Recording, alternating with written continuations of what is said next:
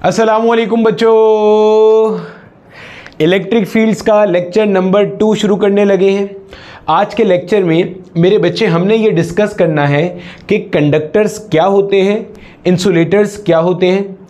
Similarly आप जब किसी बॉडी को चार्ज करते हो तो बॉडी को चार्ज करने के क्या क्या तरीक़ाकार हैं। मतलब फ्रिक्शनल इलेक्ट्रिसिटी क्या होती है, जिसको आप मेथड ऑफ रबिंग भी कहते हो। Similarly charge due to conduction क्या होता है, चार्ज ड्यू टू इंडक्शन क्या होता है। एक छोटा सा लेक्चर है, इसको हमने लेक्चर नंबर 1 में ही मुकम्मल कर लेना था, लेकिन वहाँ पे उसकी लेंथ थोड़ी सी बढ़ गई थी। ठीक है भैया, तो हेडिंग लगा लो अपने पास, चार्ज एंड इट्स प्रॉपर्टीज़। देखो बच्चे, हम लोगों ने लेक्चर नंबर 1 में ये बात डिस्कस की थी कि चार्ज हमारे पास दो तरह का होता है, या तो पॉजिटिव होता है या नेगेटिव होता है। हमने ये भी देखा था कि लाइक चार्जेस रिपेल करते हैं, अनलाइक चार्जेस अट्रैक्ट करते हैं। लाइक मतलब प्लस वाला प्लस वाले को रिपेल करेगा, माइनस वाला माइनस वाले को रिपेल करेगा, और अनलाइक चार्जेस क्या करते हैं, एक दूसरे को अट्रैक्ट करते हैं, अपने पास बुलाते हैं। फिर हमने ये देखा था कि किसी भी बॉडी के ऊपर प्लस चार्ज या माइनस चार्ज कैसे आता है। हमने ये बात देखी कि अगर आप किसी भी बॉडी से इलेक्ट्रॉन लो या उसे इलेक्ट्रॉन दो, तो हम कहते हैं हमारे पास बॉडी क्या हो गई है, चार्ज हो गई है। यानी कि इलेक्ट्रॉन के आने या जाने से बॉडी के ऊपर चार्ज आता है। अगर इलेक्ट्रॉन बॉडी को छोड़कर जाएगा तो उस पर चार्ज प्लस आएगा, इलेक्ट्रॉन बॉडी के पास इजाफी आएगा तो उसके ऊपर चार्ज माइनस में आ रहा होगा। एक इलेक्ट्रॉन बॉडी के पास से जाएगा तो प्लस ई, दो जाएंगे तो प्लस 2e, 3 जाएंगे तो प्लस 3e, एक इलेक्ट्रॉन आएगा तो माइनस ई, 2 आएंगे तो माइनस 2e, 3 आएंगे तो माइनस 3e। यहाँ तक की सारी बात मेरे बच्चे हम लोग प्रीवियस लेक्चर में बहुत अच्छे से डिस्कस कर चुके हैं। ठीक है, अब शुरू करते हैं अपना आज का टॉपिक। सबसे पहले कि हमारे पास कंडक्टर क्या होता है। ठीक है, देखो बच्चे, आपने ये बात पढ़ी होगी, अभी हम ज़ाहिर है इलेक्ट्रिकल कंडक्टर्स की बात कर रहे हैं। कंडक्टर आपके पास कोई ऐसी डिवाइस होती है कि जिसमें से इलेक्ट्रिकल एनर्जी इजीली फ्लो कर सके, जिसमें से करंट आराम से फ्लो कर सके। ऐसे कोई भी डिवाइस जो कि इलेक्ट्रिसिटी को आराम से अपने अंदर से गुजरने की इजाज़त देता है, पास करा देता है, उसको हम क्या कहते हैं, कंडक्टर। और ऐसा कोई डिवाइस या ऐसा कोई एलिमेंट जो कि अपने अंदर से इलेक्ट्रिकल चार्ज को फ्लो ना होने दे, इलेक्ट्रिसिटी को ना गुजरने दे, करंट को ना पास होने दे, उसको हम क्या कहते हैं, इंसुलेटर्स कहते हैं। कंडक्टर के पास खास बात क्या होती है मेरे बच्चे, खास बात होती है फ्री इलेक्ट्रॉन्स। अब यहाँ से हमारा लेक्चर होता है शुरू। सर ये फ्री इलेक्ट्रॉन्स क्या होते हैं, समझते हैं। मान लो मेरा बेटा, अगर मैं आपके सामने एटम का स्ट्रक्चर बनाऊं तो एटम के पास एक होता है न्यूक्लियस, जिसके ऊपर पॉजिटिव चार्ज होता है, और मेरा बेटा सराउंडिंग में, इस न्यूक्लियस के सराउंडिंग में शेल्स होते हैं, और इन शेल्स में क्या होता है मेरा बच्चा, इलेक्ट्रॉन्स होते हैं, जो कि क्या कर रहे होते हैं, जो कि ऐसे न्यूक्लियस के इर्द गिर्द गोल गोल गोल गोल गोल गोल घूम रहे होते हैं। बोला ठीक है सर, ये बात हमें पता है। न्यूक्लियस के ऊपर जो पॉजिटिव चार्ज होता है वो इसलिए होता है कि इस न्यूक्लियस में क्या मौजूद होते हैं, सारे के सारे प्रोटॉन्स। वैसे तो न्यूट्रॉन्स भी न्यूक्लियस में ही होते हैं, लेकिन न्यूट्रॉन के ऊपर कोई नेट चार्ज नहीं होता। बोला ठीक है सर। अब आप नोट करो, ये जो इलेक्ट्रॉन आपको शेल में नजर आ रहे हैं, इन इलेक्ट्रॉन को न्यूक्लियस ने बाउंड करके रखा हुआ है। कैसे? अगर आप गौर से देखोगे तो इस इलेक्ट्रॉन पे चार्ज कैसा है, नेगेटिव, और न्यूक्लियस पे चार्ज कैसा है, पॉजिटिव। तो इसका मतलब न्यूक्लियस और इलेक्ट्रॉन्स के दरमियान में एक फोर्स ऑफ अट्रैक्शन एग्जिस्ट करती है। गौर से सुनते चलना, बिल्कुल बेसिक से उठाएंगे और आखिर तक कॉन्सेप्ट को लेके जाएंगे। न्यूक्लियस और जो सराउंडिंग इलेक्ट्रॉन्स हैं, इनके दरमियान में क्या, एक फोर्स ऑफ अट्रैक्शन एग्जिस्ट करती है। बोला ठीक है सर, समझ में आ गया। अब कोई इलेक्ट्रॉन जितना न्यूक्लियस के करीब वाले शेल में होता है, उस पर फोर्स ऑफ अट्रैक्शन ज़्यादा होती है। क्यों सर? भाई देखो, ये इलेक्ट्रॉन न्यूक्लियस के बिल्कुल बगल वाले शेल में, तो इसके ऊपर फोर्स ऑफ अट्रैक्शन क्या होगी, ज़्यादा होगी। ये इलेक्ट्रॉन थोड़ा दूर है तो फोर्स ऑफ अट्रैक्शन कम हो गई, क्योंकि डिस्टेंस बढ़ता जा रहा है। तो होता क्या है कि आपके पास जो आखिरी शेल के इलेक्ट्रॉन होते हैं, लास्ट शेल के इलेक्ट्रॉन होते हैं, इनको कहते हैं मेरा बेटा वैलेंस इलेक्ट्रॉन। अब तक आपको ये बात तो समझ में आ गई होगी कि जो वैलेंस इलेक्ट्रॉन है, इनके ऊपर जो न्यूक्लियस की तरफ से लगने वाला फोर्स ऑफ अट्रैक्शन होता है वो बाकी के सारे इलेक्ट्रॉन्स में क्या होता है, सबसे कम होता है। इसीलिए हम वैलेंस इलेक्ट्रॉन्स को at times loosely held electrons भी कहते हैं। These are loosely held electrons. ये वाले जो वैलेंस शेल के इलेक्ट्रॉन्स होते हैं ये क्या होते हैं, they are loosely held electrons, जिन्हें न्यूक्लियस ने होल्ड तो किया हुआ है लेकिन इतने अच्छे से होल्ड नहीं किया हुआ जिनको, या किन के मुकाबले में, जो कि अंदर वाले इनके मुकाबले में इसको इतने अच्छे से होल्ड नहीं किया हुआ। ठीक हो गया, मतलब इन इलेक्ट्रॉन्स को न्यूक्लियस ने होल्ड तो किया हुआ है लेकिन उतने अच्छे से नहीं किया हुआ कि जितने अच्छे से ये अंदर वाले शेल के इलेक्ट्रॉन्स को होल्ड किया हुआ है। बोला ठीक है सर, समझ में आ गया।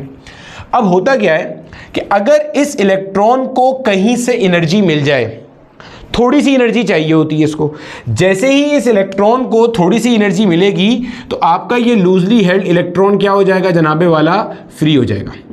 This loosely held electron will be freed. कहां से फ्री हो जाएगा, एटम के अंदर से फ्री हो जाएगा, यानी कि ये यहां से बाहर निकल आएगा और यहां से बाहर निकल के जो आपका स्ट्रक्चर है उसके अंदर मूव करना शुरू कर देगा। ये कहलाता है फ्री इलेक्ट्रॉन। फिर सुनना गौर से, सर फ्री इलेक्ट्रॉन क्या होता है, दोबारा समझाएं। फ्री इलेक्ट्रॉन को समझते हैं दोबारा से बच्चे। देखो मेरा बेटा, सबसे पहले आप ये समझो कि एटम का स्ट्रक्चर क्या होता है। एटम के स्ट्रक्चर में आपके पास सेंटर में एक न्यूक्लियस है, न्यूक्लियस के ऊपर ओवरऑल चार्ज कैसा है, पॉजिटिव है। सराउंडिंग में आपके पास इलेक्ट्रॉन क्लाउड मौजूद है और जो इलेक्ट्रॉन्स है वो क्या कर रहे हैं, न्यूक्लियस के इर्द गिर्द ऑर्बिट कर रहे हैं। बोला ठीक है सर। न्यूक्लियस ने इन इलेक्ट्रॉन को होल्ड करके रखा हुआ है with the help of force of attraction. जैसे जैसे आप न्यूक्लियस से दूर जाते हो वैसे वैसे जो न्यूक्लियस का होल्ड है ऑन द ऑर्बिटिंग इलेक्ट्रॉन्स वो कमजोर होता जाता है। तो जो आपके लास्ट शेल के इलेक्ट्रॉन्स हैं इनको आप कहते हो वैलेंस इलेक्ट्रॉन्स, और वैलेंस इलेक्ट्रॉन्स के ऊपर जो न्यूक्लियस का होल्ड है वो बहुत कम होता है, गिरफ्त कमजोर होती है। इनको हम कहते हैं लूजली हेल्ड इलेक्ट्रॉन्स। जब ये loosely held electrons energy acquire करते हैं, बहुत थोड़ी सी एनर्जी चाहिए होती है। यही वजह है कि आपने नोट किया होगा कि हमारे पास रूम टेम्परेचर पर भी जो कंडक्टर्स होते हैं उनके पास बहुत सारे फ्री इलेक्ट्रॉन्स होते हैं। रूम टेम्परेचर में एनर्जी कहां से आती है, सराउंडिंग से थर्मल एनर्जी एक्वायर करते हैं, सराउंडिंग से थर्मल एनर्जी एक्वायर करते हैं। बहुत थोड़ी सी एनर्जी चाहिए होती है इन इलेक्ट्रॉन्स को क्या करने के लिए, फ्री करने के लिए। तो जब ये इलेक्ट्रॉन्स फ्री हो जाते हैं तो मेरे बच्चे ये कहलाते हैं आपके पास क्या, फ्री इलेक्ट्रॉन्स। क्लियर हो गया। अब और से सुनना। अब मेरा बेटा, हम लोगों को ये बात अच्छे से पता है कि आपका कोई भी जो एटम होता है उस एटम के ऊपर आपका नेट चार्ज क्या होता है, जीरो होता है सर। नेट चार्ज के जीरो होने का मतलब क्या है कि जनाब इसके पास जितने प्रोटॉन्स हैं, गौर से सुनना, इसके पास जितने प्रोटॉन्स हैं उतने ही इसके पास क्या है, इलेक्ट्रॉन्स हैं। अब जरा यहाँ देखो, जब मेरा बेटा ये एक एटम था तो ये एटम आपके पास इलेक्ट्रिकली न्यूट्रल था। इलेक्ट्रिकली न्यूट्रल से क्या मुराद है कि जितने प्रोटॉन्स न्यूक्लियस के अंदर थे उतने ही सराउंडिंग शेल में आपके पास क्या थे, इलेक्ट्रॉन्स थे। अब जब इसके अंदर से एक इलेक्ट्रॉन निकल के चला गया तो क्या मैं ये कह सकता हूं ये जो पीछे आपके पास स्ट्रक्चर बच गया, अब ये एटम नहीं है, अब ये क्या है आपके पास, पॉजिटिव आयन है, और इसके ऊपर जो चार्ज है वो क्या आ चुका है, प्लस ई आ चुका है। क्यों, क्योंकि इसलिए कि अब इसके अंदर प्रोटॉन्स की तादाद ज्यादा है और इलेक्ट्रॉन्स की तादाद क्या है, कम है। जरा सोच के देखो, जैसे हमारे पास सोडियम का एक केस है, सोडियम के पास 11 प्रोटॉन होते हैं और 11 इलेक्ट्रॉन होते हैं। जब उसका एक इलेक्ट्रॉन निकल के चला जाता है तो उसके पास 10 इलेक्ट्रॉन रह जाते हैं और प्रोटॉन अभी भी 11 होते हैं। तो प्रोटॉन्स की तादाद एक ज्यादा हो गई और इलेक्ट्रॉन्स की तादाद एक कम हो गई। तो बिल्कुल ऐसे ही यहां पे शुरू में मान लो ये कोई ऐसा एटम है कि जिसके पास, मिसाल दे रहा हूं, 21 प्रोटॉन्स थे और 21 इलेक्ट्रॉन्स थे। और से सुनना, 21 प्रोटॉन्स थे और 21 क्या थे, इलेक्ट्रॉन्स थे।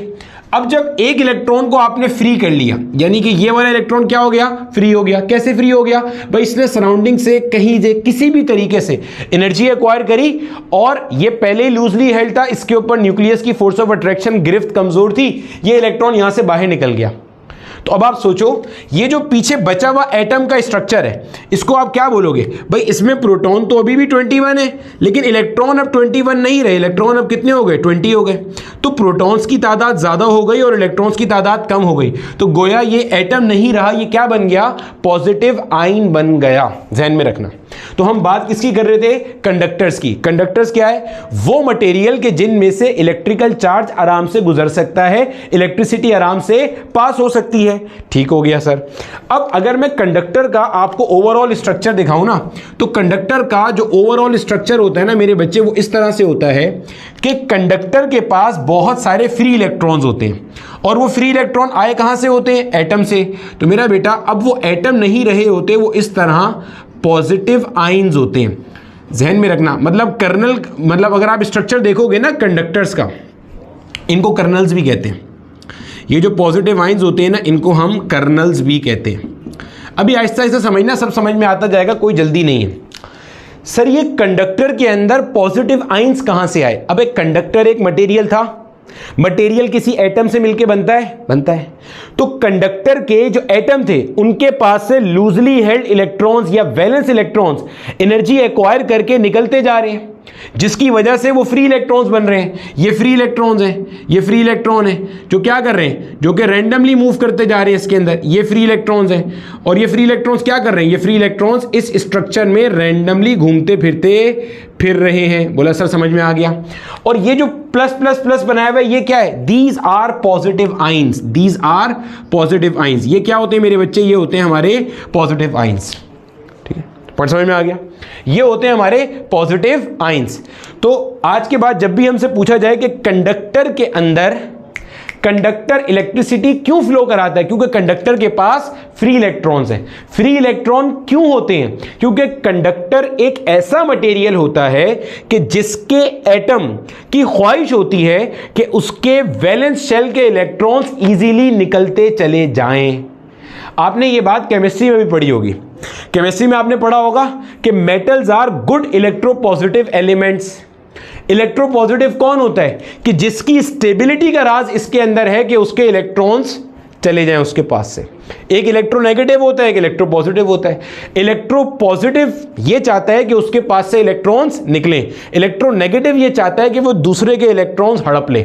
तो metals are good conductors of electricity. Reason being कि metals are good electropositive elements. वो अपने खुद के इलेक्ट्रॉन्स रेडिली लूज कर रहे होते हैं। थोड़ी सी एनर्जी मिली, इलेक्ट्रॉन लूज, थोड़ी सी एनर्जी मिली, इलेक्ट्रॉन लूज। खैर, कंडक्टर के पास बहुत सारे क्या होते हैं? फ्री इलेक्ट्रॉन्स होते हैं। फ्री इलेक्ट्रॉन कहां से आते हैं? फ्री इलेक्ट्रॉन आते हैं एटम के पास से। फिर आपने ये देखा कि जब इलेक्ट्रॉन इसके पास से निकल जाता है तो वो एटम नहीं रहता, वो क्या होता है? पॉजिटिव आयन बन जाता है। अब अगर मैं आपसे सोचूं, गौर से सोच समझते हुए जवाब देना। ये मान लो आपके पास एक कंडक्टर का स्ट्रक्चर है, इस कंडक्टर में बहुत सारे फ्री इलेक्ट्रॉन हैं। अगर मैं आपसे पूछूं कि इस कंडक्टर के ऊपर नेट चार्ज क्या होगा, गौर से सोच समझ के आपने आंसर करना है।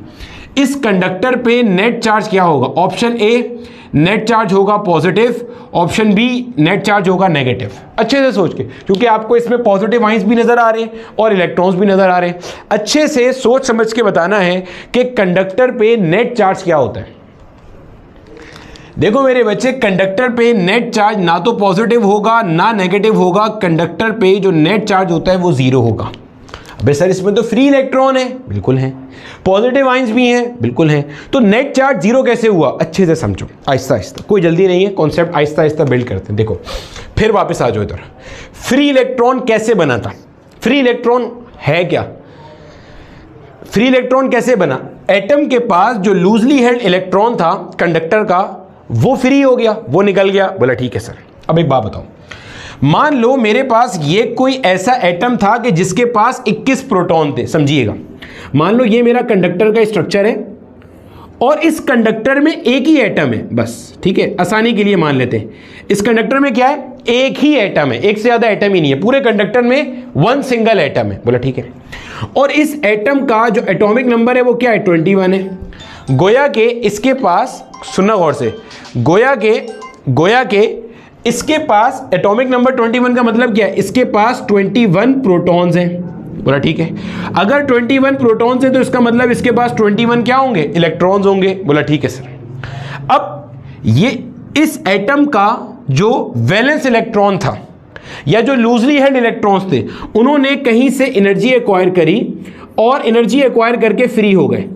और जब फ्री होके निकल गए तो आपके पास एक फ्री इलेक्ट्रॉन आ गया और पीछे आपके पास अब वो एटम नहीं रहा, क्या हो गया, पॉजिटिव आयन हो गया। भाई एक इलेक्ट्रॉन मैंने मान लिया फ्री हो गया, इसका मतलब ये जो इसके बाद रिमेनिंग है इसके न्यूक्लियस में 21 प्रोटॉन है और 20 क्या हो गए, सराउंडिंग शेल्स में इलेक्ट्रॉन हो गए, तो ये एक पॉजिटिव आयन बन गया जिसको मैंने यहाँ कर्नल का नाम दिया था। और ये आपके पास क्या हो गया, इसी के अंदर से निकल के एक इलेक्ट्रॉन क्या हो गया, फ्री हो गया।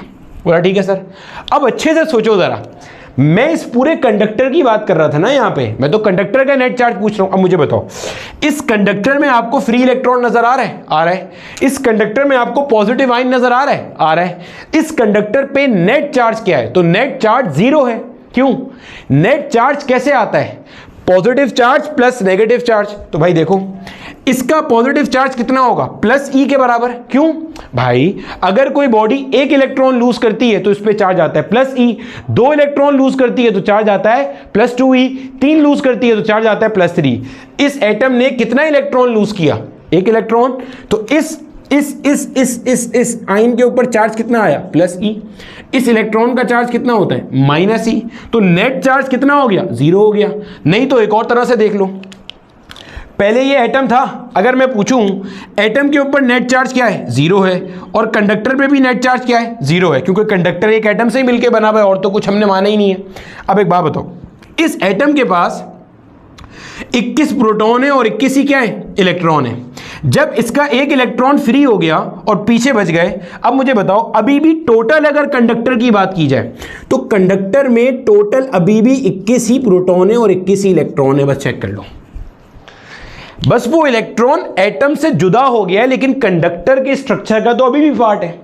तो टोटल नंबर ऑफ प्रोटॉन्स और इलेक्ट्रॉन्स अभी भी तब्दील नहीं हुए। ये एक गलतफहमी होती है बच्चों की, ज़हन में रखना। क्या गलतफहमी होती है, बच्चों को लगता है कि कंडक्टर्स चूंकि इलेक्ट्रिकल करंट को कंडक्ट कर सकता है और हमें यह पढ़ाया जाता है कि कंडक्टर्स में बहुत सारे फ्री इलेक्ट्रॉन्स होंगे, इसका मतलब कंडक्टर न्यूट्रल नहीं है, कंडक्टर पे नेगेटिव चार्ज है, जो कि गलतफहमी है। Conductor is always neutral unless and until आपको यह कहा ना जाए कि आपने किसी कंडक्टर को चार्ज किया। हां, कंडक्टर एक बॉडी है, आप उसे चार्ज कर सकते हो, मतलब उसे पॉजिटिव चार्ज भी दे सकते हो इलेक्ट्रॉन छीनकर, नेगेटिव चार्ज भी दे सकते हो इलेक्ट्रॉन देकर एक्सेस में। लेकिन होल सोल कंडक्टर की अगर बात की जाए अमूमी हालत में, नॉर्मल कंडीशन में, तो आपका कंडक्टर फ्री इलेक्ट्रॉन के होने से नेगेटिवली चार्ज नहीं हो जाएगा। हां, गेटिंग माई पॉइंट, क्योंकि ये जो फ्री इलेक्ट्रॉन है ये जिस एटम से आए हैं उसका पॉजिटिव चार्ज भी वहीं मौजूद है, तो जितना इसकी वजह से प्लस चार्ज होगा उतना ही इलेक्ट्रॉन की वजह से माइनस चार्ज होगा। आसान भाषा में कंडक्टर के पास फ्री इलेक्ट्रॉन्स होने की वजह से टोटल प्रोटॉन्स और टोटल इलेक्ट्रॉन्स की गिनती आउट नहीं होती, क्योंकि वो जो इलेक्ट्रॉन है वो जिस एटम से निकल कर आते हैं वो एटम भी उसी कंडक्टर का हिस्सा होता है। इसको जहन में रख लेना बहुत अच्छे से कि कंडक्टर पे ओवरऑल नेट चार्ज 0 होता है। हां, अगर खुद से कोई चार्ज दोगे तो उस पर वो चार्ज एग्जिस्ट करेगा, लेकिन नेचुरली कंडक्टर पे ओवरऑल नेट चार्ज क्या होता है, 0 होता है। फ्री इलेक्ट्रॉन होने की वजह से कंडक्टर पे कोई एक्स्ट्रा नेगेटिव चार्ज नहीं आता। यहां तक की बात समझ में आती है कि conductors are good for the electrical charge, कि वो इलेक्ट्रिसिटी को अपने अंदर से फ्लो कराते हैं। रीजन बिहाइंड कि उनके पास क्या होते हैं, फ्री इलेक्ट्रॉन्स होते हैं, और फ्री इलेक्ट्रॉन के होने की वजह से ऐसा नहीं है कि they are electrically charge bodies, they are still neutral. Conductor ऐसे होल क्या होता है, न्यूट्रल। भाई एक के बजाय यहां 2 एटम होते हैं, तो 2 एटम के जब 2 फ्री इलेक्ट्रॉन निकलते तो उन दोनों का मिला के नेगेटिव चार्ज कितना होता, -2e, तो उन दोनों के आइंस का पॉजिटिव चार्ज कितना होता, +2e, तो कंडक्टर पे ओवरऑल नेट चार्ज अभी भी क्या होता, 0 होता। ठीक है। हाँ, कंडक्टर को आप खुद से चार्ज कर सकते हो। अगर मैं एक इलेक्ट्रॉन यहां खुद से इजाफी लाके डाल दूं, भाई मिसाल के तौर पे ये एक कंडक्टर है, समझना, ये एक कंडक्टर है, यही वाला कंडक्टर है, यही वाला, मतलब यहां पे एक पॉजिटिव आइन है, ये एक फ्री इलेक्ट्रॉन है, इसका चार्ज +e है क्योंकि इसने एक इलेक्ट्रॉन लूज किया है, और इसका चार्ज -e है। अगर मैं क्या करूं, अगर मैं बाहर से कहीं से लाके एक इलेक्ट्रॉन और डाल दूं, कर सकता हूं ना, मैं किसी बॉडी को इलेक्ट्रॉन दिए भी जा सकते हैं, उससे इलेक्ट्रॉन लिए भी जा सकते हैं। ये वाला इलेक्ट्रॉन मैं कहां से लाया हूं, बाहर से लाया हूं।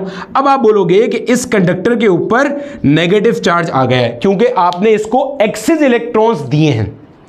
ये भी हो सकता था मैं इससे ये वाला इलेक्ट्रॉन छीन लेता, ये नहीं देता और ये वाला इलेक्ट्रॉन छीन भी लेता, तो आप कहते हैं इस कंडक्टर पे ओवरऑल चार्ज कैसा आ गया है, पॉजिटिव आ गया। Deficiency of electron is basically positive charge. उम्मीद है बात समझ में आ गई होगी। छाप लो। इंसुलेटर्स पे थोड़ी बात करते हैं, फिर आगे चलते हैं। अब देखो मेरे बच्चे, हम लोग चलते हैं एक स्टेप आगे और अब समझते हैं हम लोग कॉन्सेप्ट ऑफ इंसुलेटर्स। कंडक्टर्स के पास बहुत सारे फ्री इलेक्ट्रॉन्स होते हैं, इंसुलेटर्स के पास फ्री इलेक्ट्रॉन्स नहीं होते हैं। इंसुलेटर के अंदर आपके पास जो इलेक्ट्रॉन्स होते हैं they are rigidly bonded with the nucleus. वजह, insulators are not electropositive, they are normally electronegative, यानी कि उनके पास ये सलाहियत होती है दूसरे का इलेक्ट्रॉन खींचने की। तो सोचो कि उनकी अपने खुद के इलेक्ट्रॉन के ऊपर जो गिरफ्त है वो कितनी ज़्यादा स्ट्रांग होगी। तो इसके अंदर बस आपने ये बात ध्यान में रखनी है, they do not have free electrons. इसके अंदर फ्री इलेक्ट्रॉन्स नहीं होते, यानी कि अभी जो आपने अपना प्रोसेस पढ़ा था कि एटम के सराउंडिंग में शेल्स होते हैं, उन शेल में इलेक्ट्रॉन्स होते हैं। तो इंसुलेटर के केस में न्यूक्लियस का जो अट्रैक्शन है, न्यूक्लियस का जो गिरफ्त है, न्यूक्लियस का जो कंट्रोल है on each and every electron is very strong and very prominent. वो ऐसा नहीं है कि वो कहीं से भी आपको छोड़ सकता है। Getting my point? ये होता है इंसुलेटर। अब मेरे बच्चे, हमने देख लिया कि इंसुलेटर क्या होते हैं, कंडक्टर्स क्या होते हैं। अब आगे चलते हैं।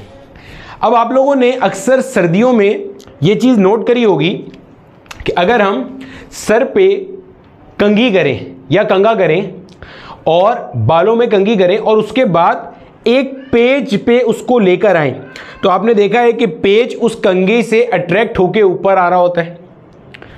देखिए आपने ये चीज़। इसका मतलब क्या है? इसका मतलब आपकी कंघी के ऊपर कोई चार्ज आया है। आपकी कंघी के ऊपर क्या आया है? कोई चार्ज आया है। वो कंघी के ऊपर चार्ज कैसे आया? आपने तो कंघी को रब किया था अपने बालों से। ये एक मेथड है किसी बॉडी को चार्ज करने का।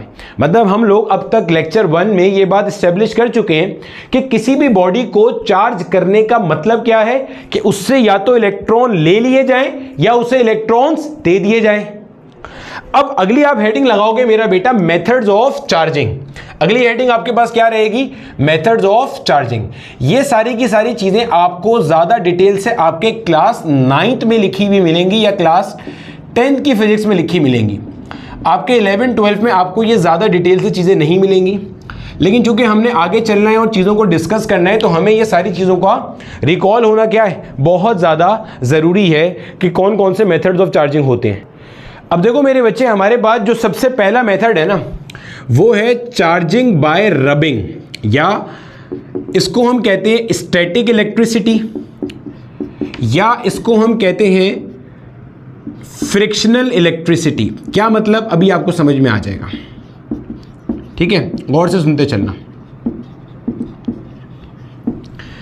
देखो मेरे बच्चे, होता क्या है, सूरत हाल क्या होती है। अभी आपने अच्छे से स्ट्रक्चर पढ़ लिया किसका? एटम का। आपको ये बात पता है कि हमारे पास किसी भी एटम के अंदर सेंटर में ऐसे न्यूक्लियस होता है, फिर सराउंडिंग में हमारे पास ऐसे शेल्स हैं, और इन शेल्स में हमारे पास क्या हैं? इलेक्ट्रॉन्स मौजूद हैं। फिर हमने ये बात भी इस्टेब्लिश कर ली कि न्यूक्लियस और इलेक्ट्रॉन्स के दरमियान में एक फोर्स ऑफ अट्रैक्शन एग्जिस्ट करती है।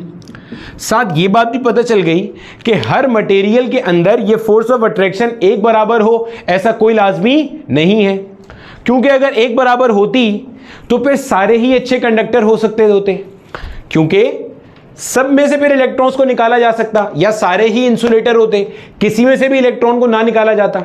इसका मतलब यह है कि एटम टू एटम ये चीज वेरी करती है कि कौन सा न्यूक्लियस इलेक्ट्रॉन को कितनी ताकत से या कितनी स्ट्रेंथ से होल्ड करके खड़ा हुआ है। बोला ठीक है सर, समझ में आ गई ये बात हमें। अब होता क्या है मेरे बच्चे, जब आप दो चीजों को आपस में रब करते हो, दो चीजों को आपस में रब करते हो, मान लो एक ये चीज है, एक ये चीज है, आपने दो चीजों को आपस में रब किया, तो होगा क्या? मान लो ये एक मटेरियल है, ये अलग मटेरियल है। हो सकता है ये वाला जो मटेरियल है, इसको मैं कह रहा हूं मेरा सीधा हाथ, मेरे सीधे हाथ में कोई ऐसा मटेरियल है कि जिसके एटम में न्यूक्लियस ने अपने इलेक्ट्रॉन को आहिस्ता से पकड़ा हुआ है उल्टे हाथ के मटेरियल के मुकाबले में। या आप यूं कह लो, उल्टे हाथ के जो मटेरियल है इसमें न्यूक्लियस ने इलेक्ट्रॉन को ज्यादा स्ट्रेंथ से होल्ड किया हुआ है।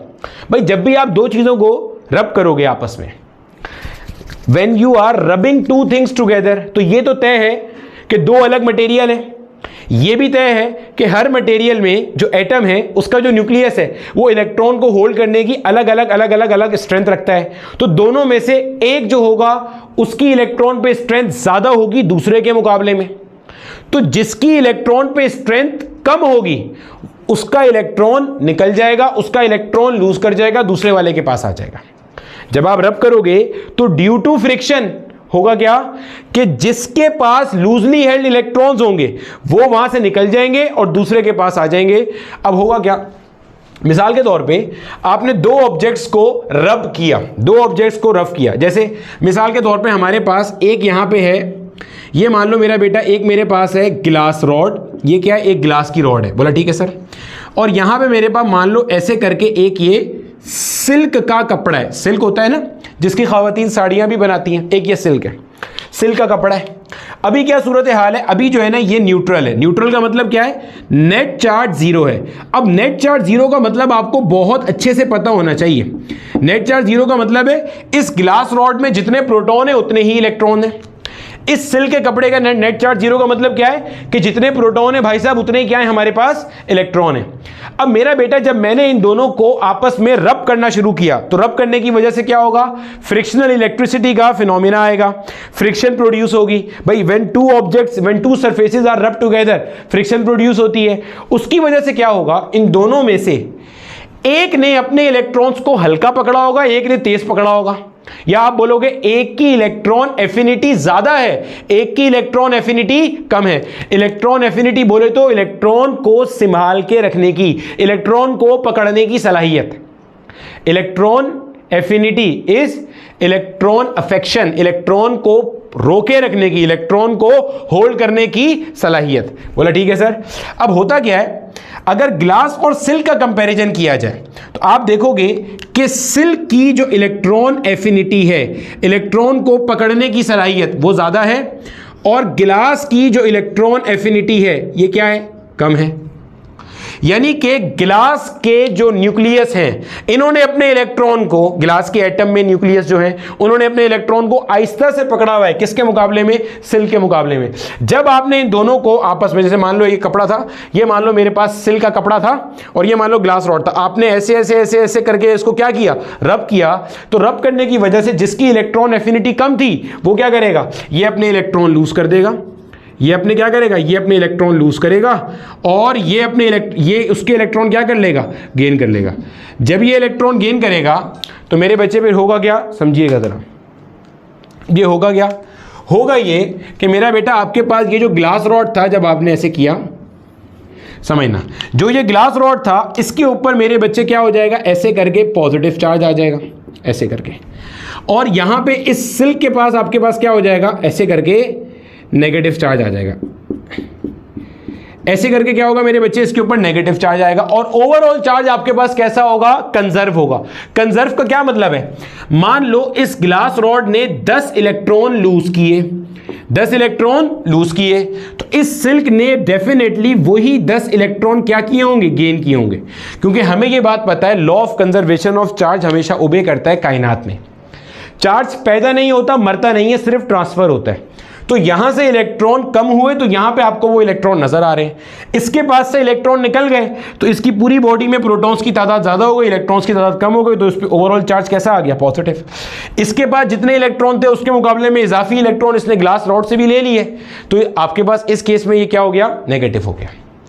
ये भी कोई लाजमी नहीं है कि हमेशा सिल्क के ऊपर नेगेटिव चार्ज ही आएगा। एक और मिसाल लेते हैं, बलूचिस्तान बोर्ड में ये वाली मिसाल आपको दी हुई है।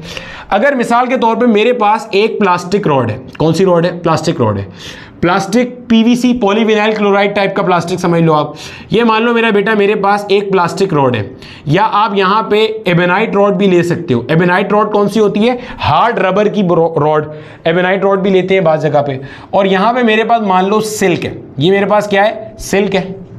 शुरू में दोनों क्या है, न्यूट्रल है, लेकिन जब मैंने ऐसे करके, ये प्लास्टिक रॉड अलग होती है, वैसे एबेनाइट रॉड अलग होती है। प्लास्टिक रॉड को मैंने रब किया सिल्क के ऊपर, तो ड्यू टू फ्रिक्शन क्या हुआ, प्लास्टिक रॉड और सिल्क, या प्लास्टिक और सिल्क की अगर आप बात करोगे तो सिल्क की इलेक्ट्रॉन एफिनिटी की वैल्यू कम है किसके मुकाबले में, प्लास्टिक के मुकाबले में। इसकी इलेक्ट्रॉन एफिनिटी की वैल्यू क्या है, ज्यादा है, यानी कि इसने अपने इलेक्ट्रॉन को ज्यादा अच्छे से होल्ड किया हुआ है एज कंपेयर टू सिल्क। तो इस केस में क्या होगा, सिल्क इलेक्ट्रॉन लूज कर देगा और इसके ऊपर चार्ज कैसा आ जाएगा, पॉजिटिव आ जाएगा, और प्लास्टिक वाले के ऊपर जो मेरे बच्चे चार्ज है वो कैसा आ जाएगा आपके पास, नेगेटिव आ जाएगा। जहन में रखना, यहाँ चार्ज कैसा आ जाएगा भाई साहब, नेगेटिव आ जाएगा। और ये चार्ज जो है ना हमेशा आउटर सरफेस पे आता है, ठीक है, ये भी आपको समझाऊंगा कि चार्ज आउटर सरफेस पे क्यों आता है। चलो, वैसे तो इससे यहाँ फर्क नहीं पड़ता कि अगर मैं अंदर भी ड्रॉ कर दूं, लेकिन बेहतर है सही कॉन्सेप्ट ही लेके चले हम हर जगह। चार्ज आउटर पे आता है, ठीक है, ये नेगेटिव आ गया। अब आप बोलोगे कि सर ये क्या मजाक है, यहाँ आपने बोला सिल्क की इलेक्ट्रॉन एफिनिटी ज्यादा है, वहां कह दिया कम है। अरे भाई देख, समझ, बहुत सिंपल है, कोई मसला ही नहीं है समझना। देखो, ये मान लो मेरा बेटा, हमारे पास जो है ना 3 लोग हैं, एक का नाम मैंने रखा ए, एक का नाम रखा बी, एक का नाम रखा सी, ठीक है।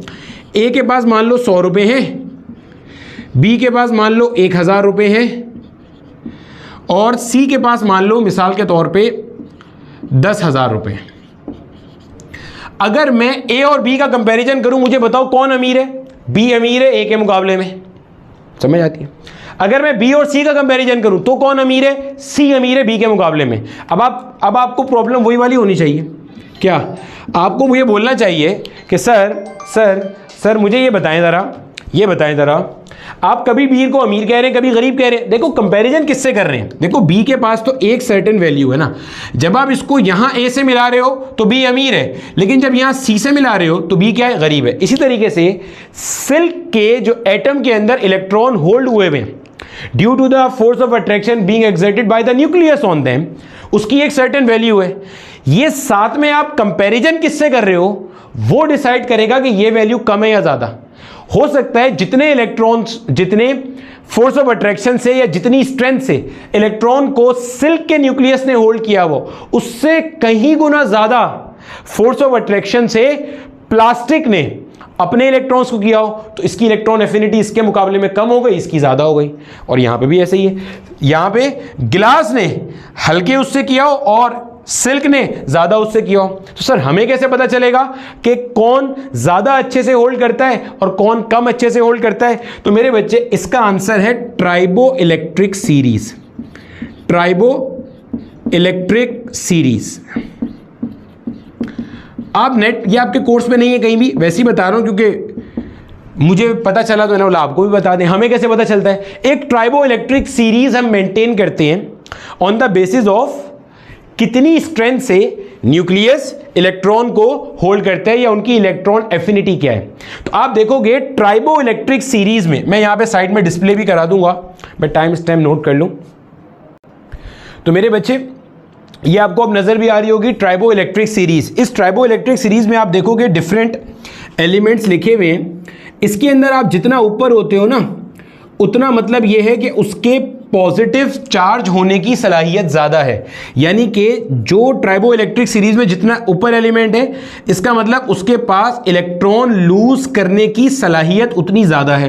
जो जितना नीचे जाता जाएगा ना, इसका मतलब उसके नेगेटिव चार्ज होने की सलाहियत ज़्यादा है, यानी कि उसके इलेक्ट्रॉन गेन करने की जो सलाहियत है ना, वो उतनी क्या है, ज़्यादा है। तो मेरे बच्चे हमने सीखा क्या, फिर मैं इस पूरी चीज़ को समअप कर दूं। अब आपको याद भी आ रहा होगा, या आपने अपने 9th मैट्रिक के अंदर लाजमन डिस्कस किया होगा कि मेथड ऑफ चार्जिंग के अंदर आपके पास जो सबसे पहला मेथड है उसमें क्या है, रबिंग। रबिंग में क्या है, जब कभी भी आप दो नॉन मेटेलिक बॉडीज को रब करते हो, दोनों नॉन मेटेलिक हो कोई लाजमी नहीं है, एक नॉन मेटल जरूर होना चाहिए, इस पर भी बात करते हैं। खैर, जब आप दो बॉडीज को रब करते हो तो दोनों का जो न्यूक्लियस है, उन्होंने अपने अपने इलेक्ट्रॉन्स को अलग अलग स्ट्रेंथ से होल्ड किया हुआ है। एक की स्ट्रेंथ दूसरे के मुकाबले में कम होगी, या यूं कह लो एक की स्ट्रेंथ दूसरे के मुकाबले में ज्यादा होगी। तो जिसकी स्ट्रेंथ कम होगी उसका इलेक्ट्रॉन इस फ्रिक्शन की वजह से लूज होगा, और जिसकी स्ट्रेंथ ज्यादा होगी उसके पास चला जाएगा। इसको आप कहते हो चार्जिंग ड्यू टू रबिंग, या स्टैटिक इलेक्ट्रिसिटी, या स्टैटिक चार्ज, या फ्रिक्शनल इलेक्ट्रिसिटी। फिर हमने देखा जैसे आप ग्लास को जब सिल्क के साथ रब करोगे तो ग्लास की इलेक्ट्रॉन एफिनिटी कम होती है, सिल्क की इलेक्ट्रॉन एफिनिटी ज्यादा होती है। तो सिल्क इलेक्ट्रॉन गेन करेगा, ग्लास इलेक्ट्रॉन लूज करेगा, लेकिन law of conservation of charge obey करेगा और जितने ये इलेक्ट्रॉन लूज करेगा उतने ये इलेक्ट्रॉन गेन कर रहा होगा। सिमिलरली प्लास्टिक की बात करें तो प्लास्टिक की रॉड की जब आप सिल्क से कंपैरिजन करोगे या एबेनाइट रॉड की जब आप सिल्क के साथ रबिंग करोगे तो इन दोनों की, एबेनाइट हो जो कि हार्ड रबर है या प्लास्टिक रॉड हो, इनकी इलेक्ट्रॉन एफिनिटी ज्यादा है। तो ये क्या करेंगे, सिल्क के इलेक्ट्रॉन ले लेंगे या ड्यूरिंग द रबिंग प्रोसेस जो सिल्क के लूजली हेल्ड इलेक्ट्रॉन्स हैं वो गिर जाएंगे और प्लास्टिक रॉड के पास चले जाएंगे। तो ये पॉजिटिव हो जाएगा और ये क्या हो जाएगा, नेगेटिव हो जाएगा। हमें कैसे पता चलेगा कि भाई किसके इलेक्ट्रॉन को होल्ड करने की सलाहियत कितनी ज्यादा या कितनी कम है, with the help of tribo electric series. ठीक है, छाप लो जल्दी से, आगे चलते हैं और अगला मेथड ऑफ चार्जिंग पढ़ते हैं। अब देखो मेरे बच्चे, हमारे पास जो अगला मेथड है वो कहलाता है चार्जिंग बाय कंडक्शन। पहला क्या था, चार्जिंग बाय रबिंग, समझ लिया हमने। फ्रिक्शन इन्वॉल्व है, वर्क डन अगेंस्ट फ्रिक्शन की वजह से जिस मटेरियल के इलेक्ट्रॉन्स लूजली हेल्ड हैं वो जा रहे हैं और जिस मटेरियल के पास इलेक्ट्रॉन एफिनिटी ज़्यादा है इलेक्ट्रॉन को होल्ड रखने की, उसके पास जा रहे हैं, उसको आप कह रहे थे कि चार्जिंग ड्यू टू फ्रिक्शन या चार्जिंग ड्यू टू रबिंग। अब अगला आपके पास है जिसको आप कहते हो चार्जिंग ड्यू टू कंडक्शन। अब देखो मेरे बच्चे, कंडक्शन के अंदर हमारे पास क्या होता है, उससे पहले एक चीज़ समझ लो। मान लो मेरा बेटा यहाँ पे हमारे पास एक कोई मेटेलिक स्फीयर है। मेटल्स के बारे में आपको पता है कि they are good conductors of electricity. आपने क्या किया, आपने इस मेटेलिक स्फीयर को मान लो 10 इलेक्ट्रॉन सप्लाई कर दिए। सोच के देखो, जब तक आपने इसको 10 इलेक्ट्रॉन सप्लाई नहीं किए थे, जब तक आपने इसको 10 इलेक्ट्रॉन सप्लाई नहीं किए थे, तब तक इस कंडक्टर के ऊपर जो नेट चार्ज था वो क्या होगा, जीरो होगा, क्योंकि इस मेटल स्फीयर के पास जितने इलेक्ट्रॉन्स होंगे उतने ही प्रोटॉन्स होंगे। और अभी हम देख चुके हैं ऑलरेडी, कंडक्टर्स के पास भले फ्री इलेक्ट्रॉन्स हों, इसका कोई मतलब ये नहीं है कि उनके पास नेगेटिव चार्ज है या पॉजिटिव चार्ज है नेट। ठीक है, तो ये कंडक्टर न्यूट्रल था, आपने इसको 10 इलेक्ट्रॉन दिए, मान लो इस पॉइंट पे आपने 10 इलेक्ट्रॉन इसमें इंजेक्ट कर दिए। अब कंडक्टर के अंदर सलाहियत क्या होती है कि कंडक्टर चार्ज की मोबिलिटी को आसान करता है या चार्ज की मोबिलिटी को फेवर करता है।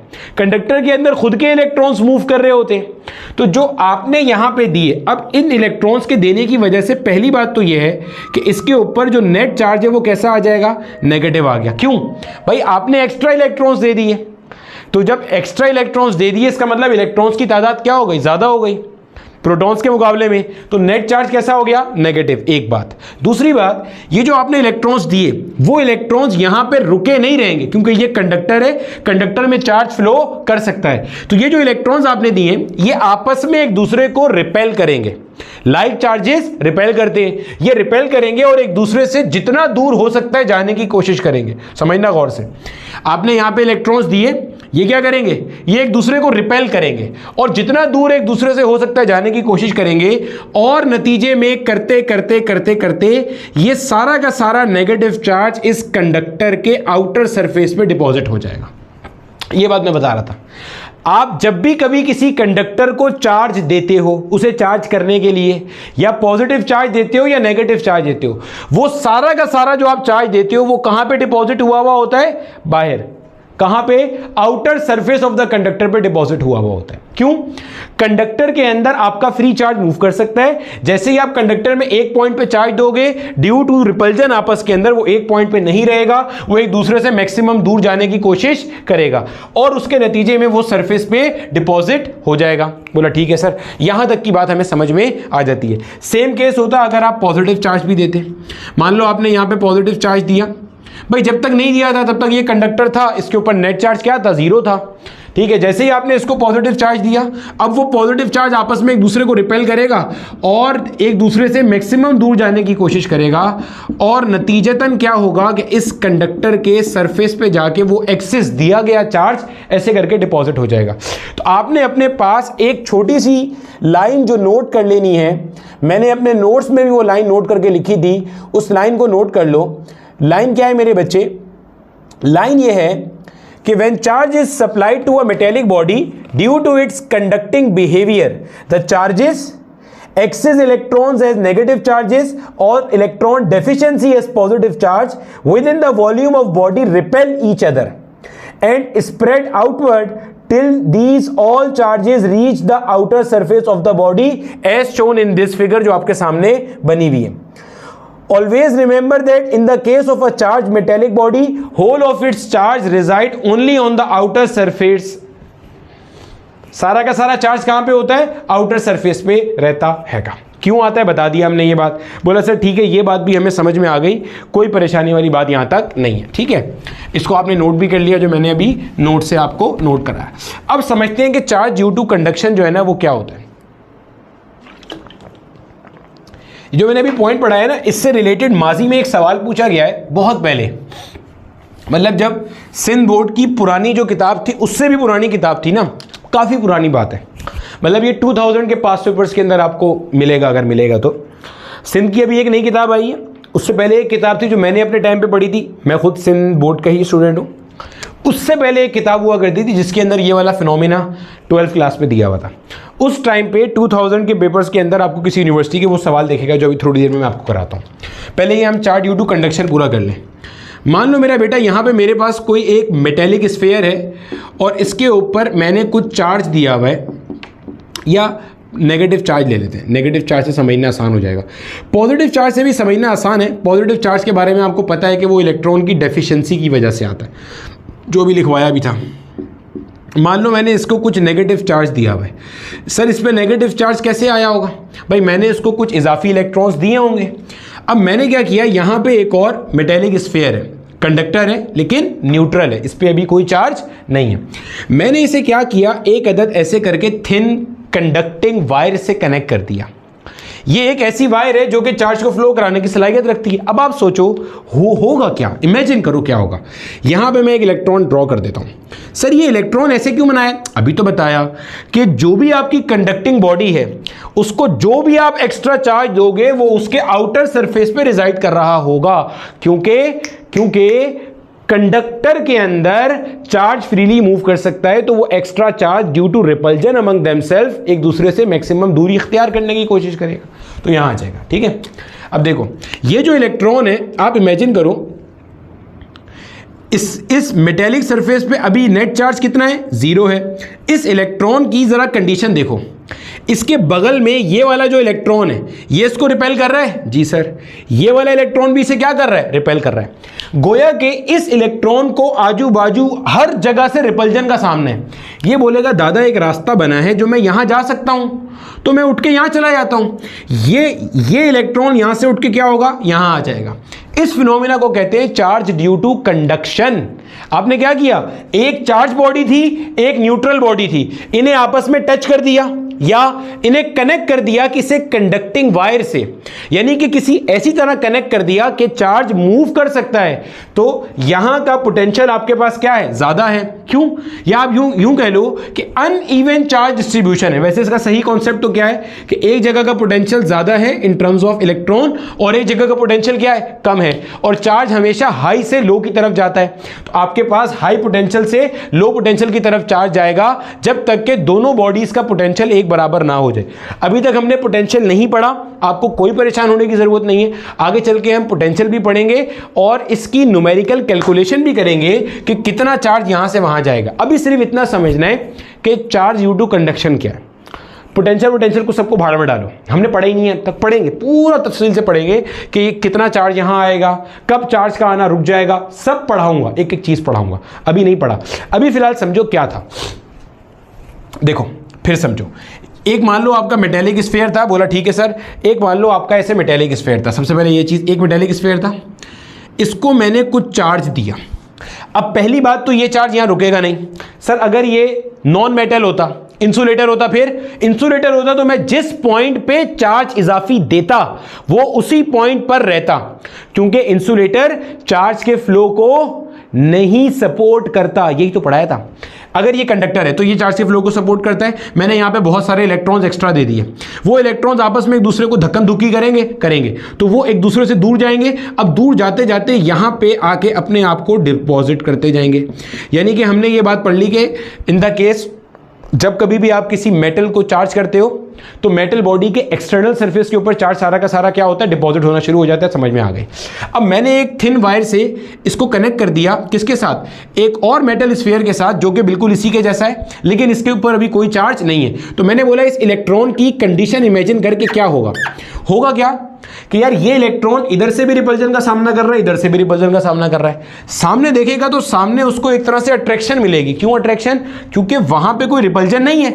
वहां पे ये इलेक्ट्रॉन अगर यहां से यहां चला जाए तो इस रिपल्जन के कह लो के कैद से आजाद हो जाएगा।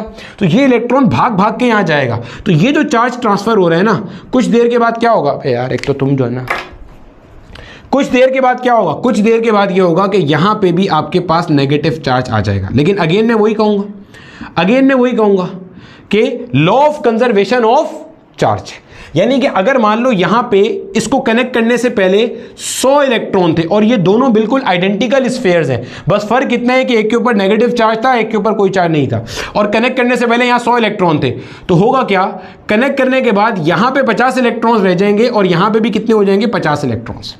ये मतलब नहीं है कि यहां पे भी इलेक्ट्रॉन रहेंगे और यहां पे भी पैदा हो जाएंगे। इलेक्ट्रॉन पैदा नहीं होता, यहां पे इलेक्ट्रॉन क्या होगा, रीडिस्ट्रीब्यूट होगा। जब ये वाला इलेक्ट्रॉन यहां जाएगा, अब आप सोचो सर सारे इलेक्ट्रॉन क्यों नहीं चले जाएंगे, भाई खुद सोच, जब यहां से एक इलेक्ट्रॉन यहां चला गया तो अब इसके ऊपर भी एक नेगेटिव चार्ज आ गया। अब जो फर्दर आने वाला इलेक्ट्रॉन है वो उतनी खुशी से नहीं आ सकता।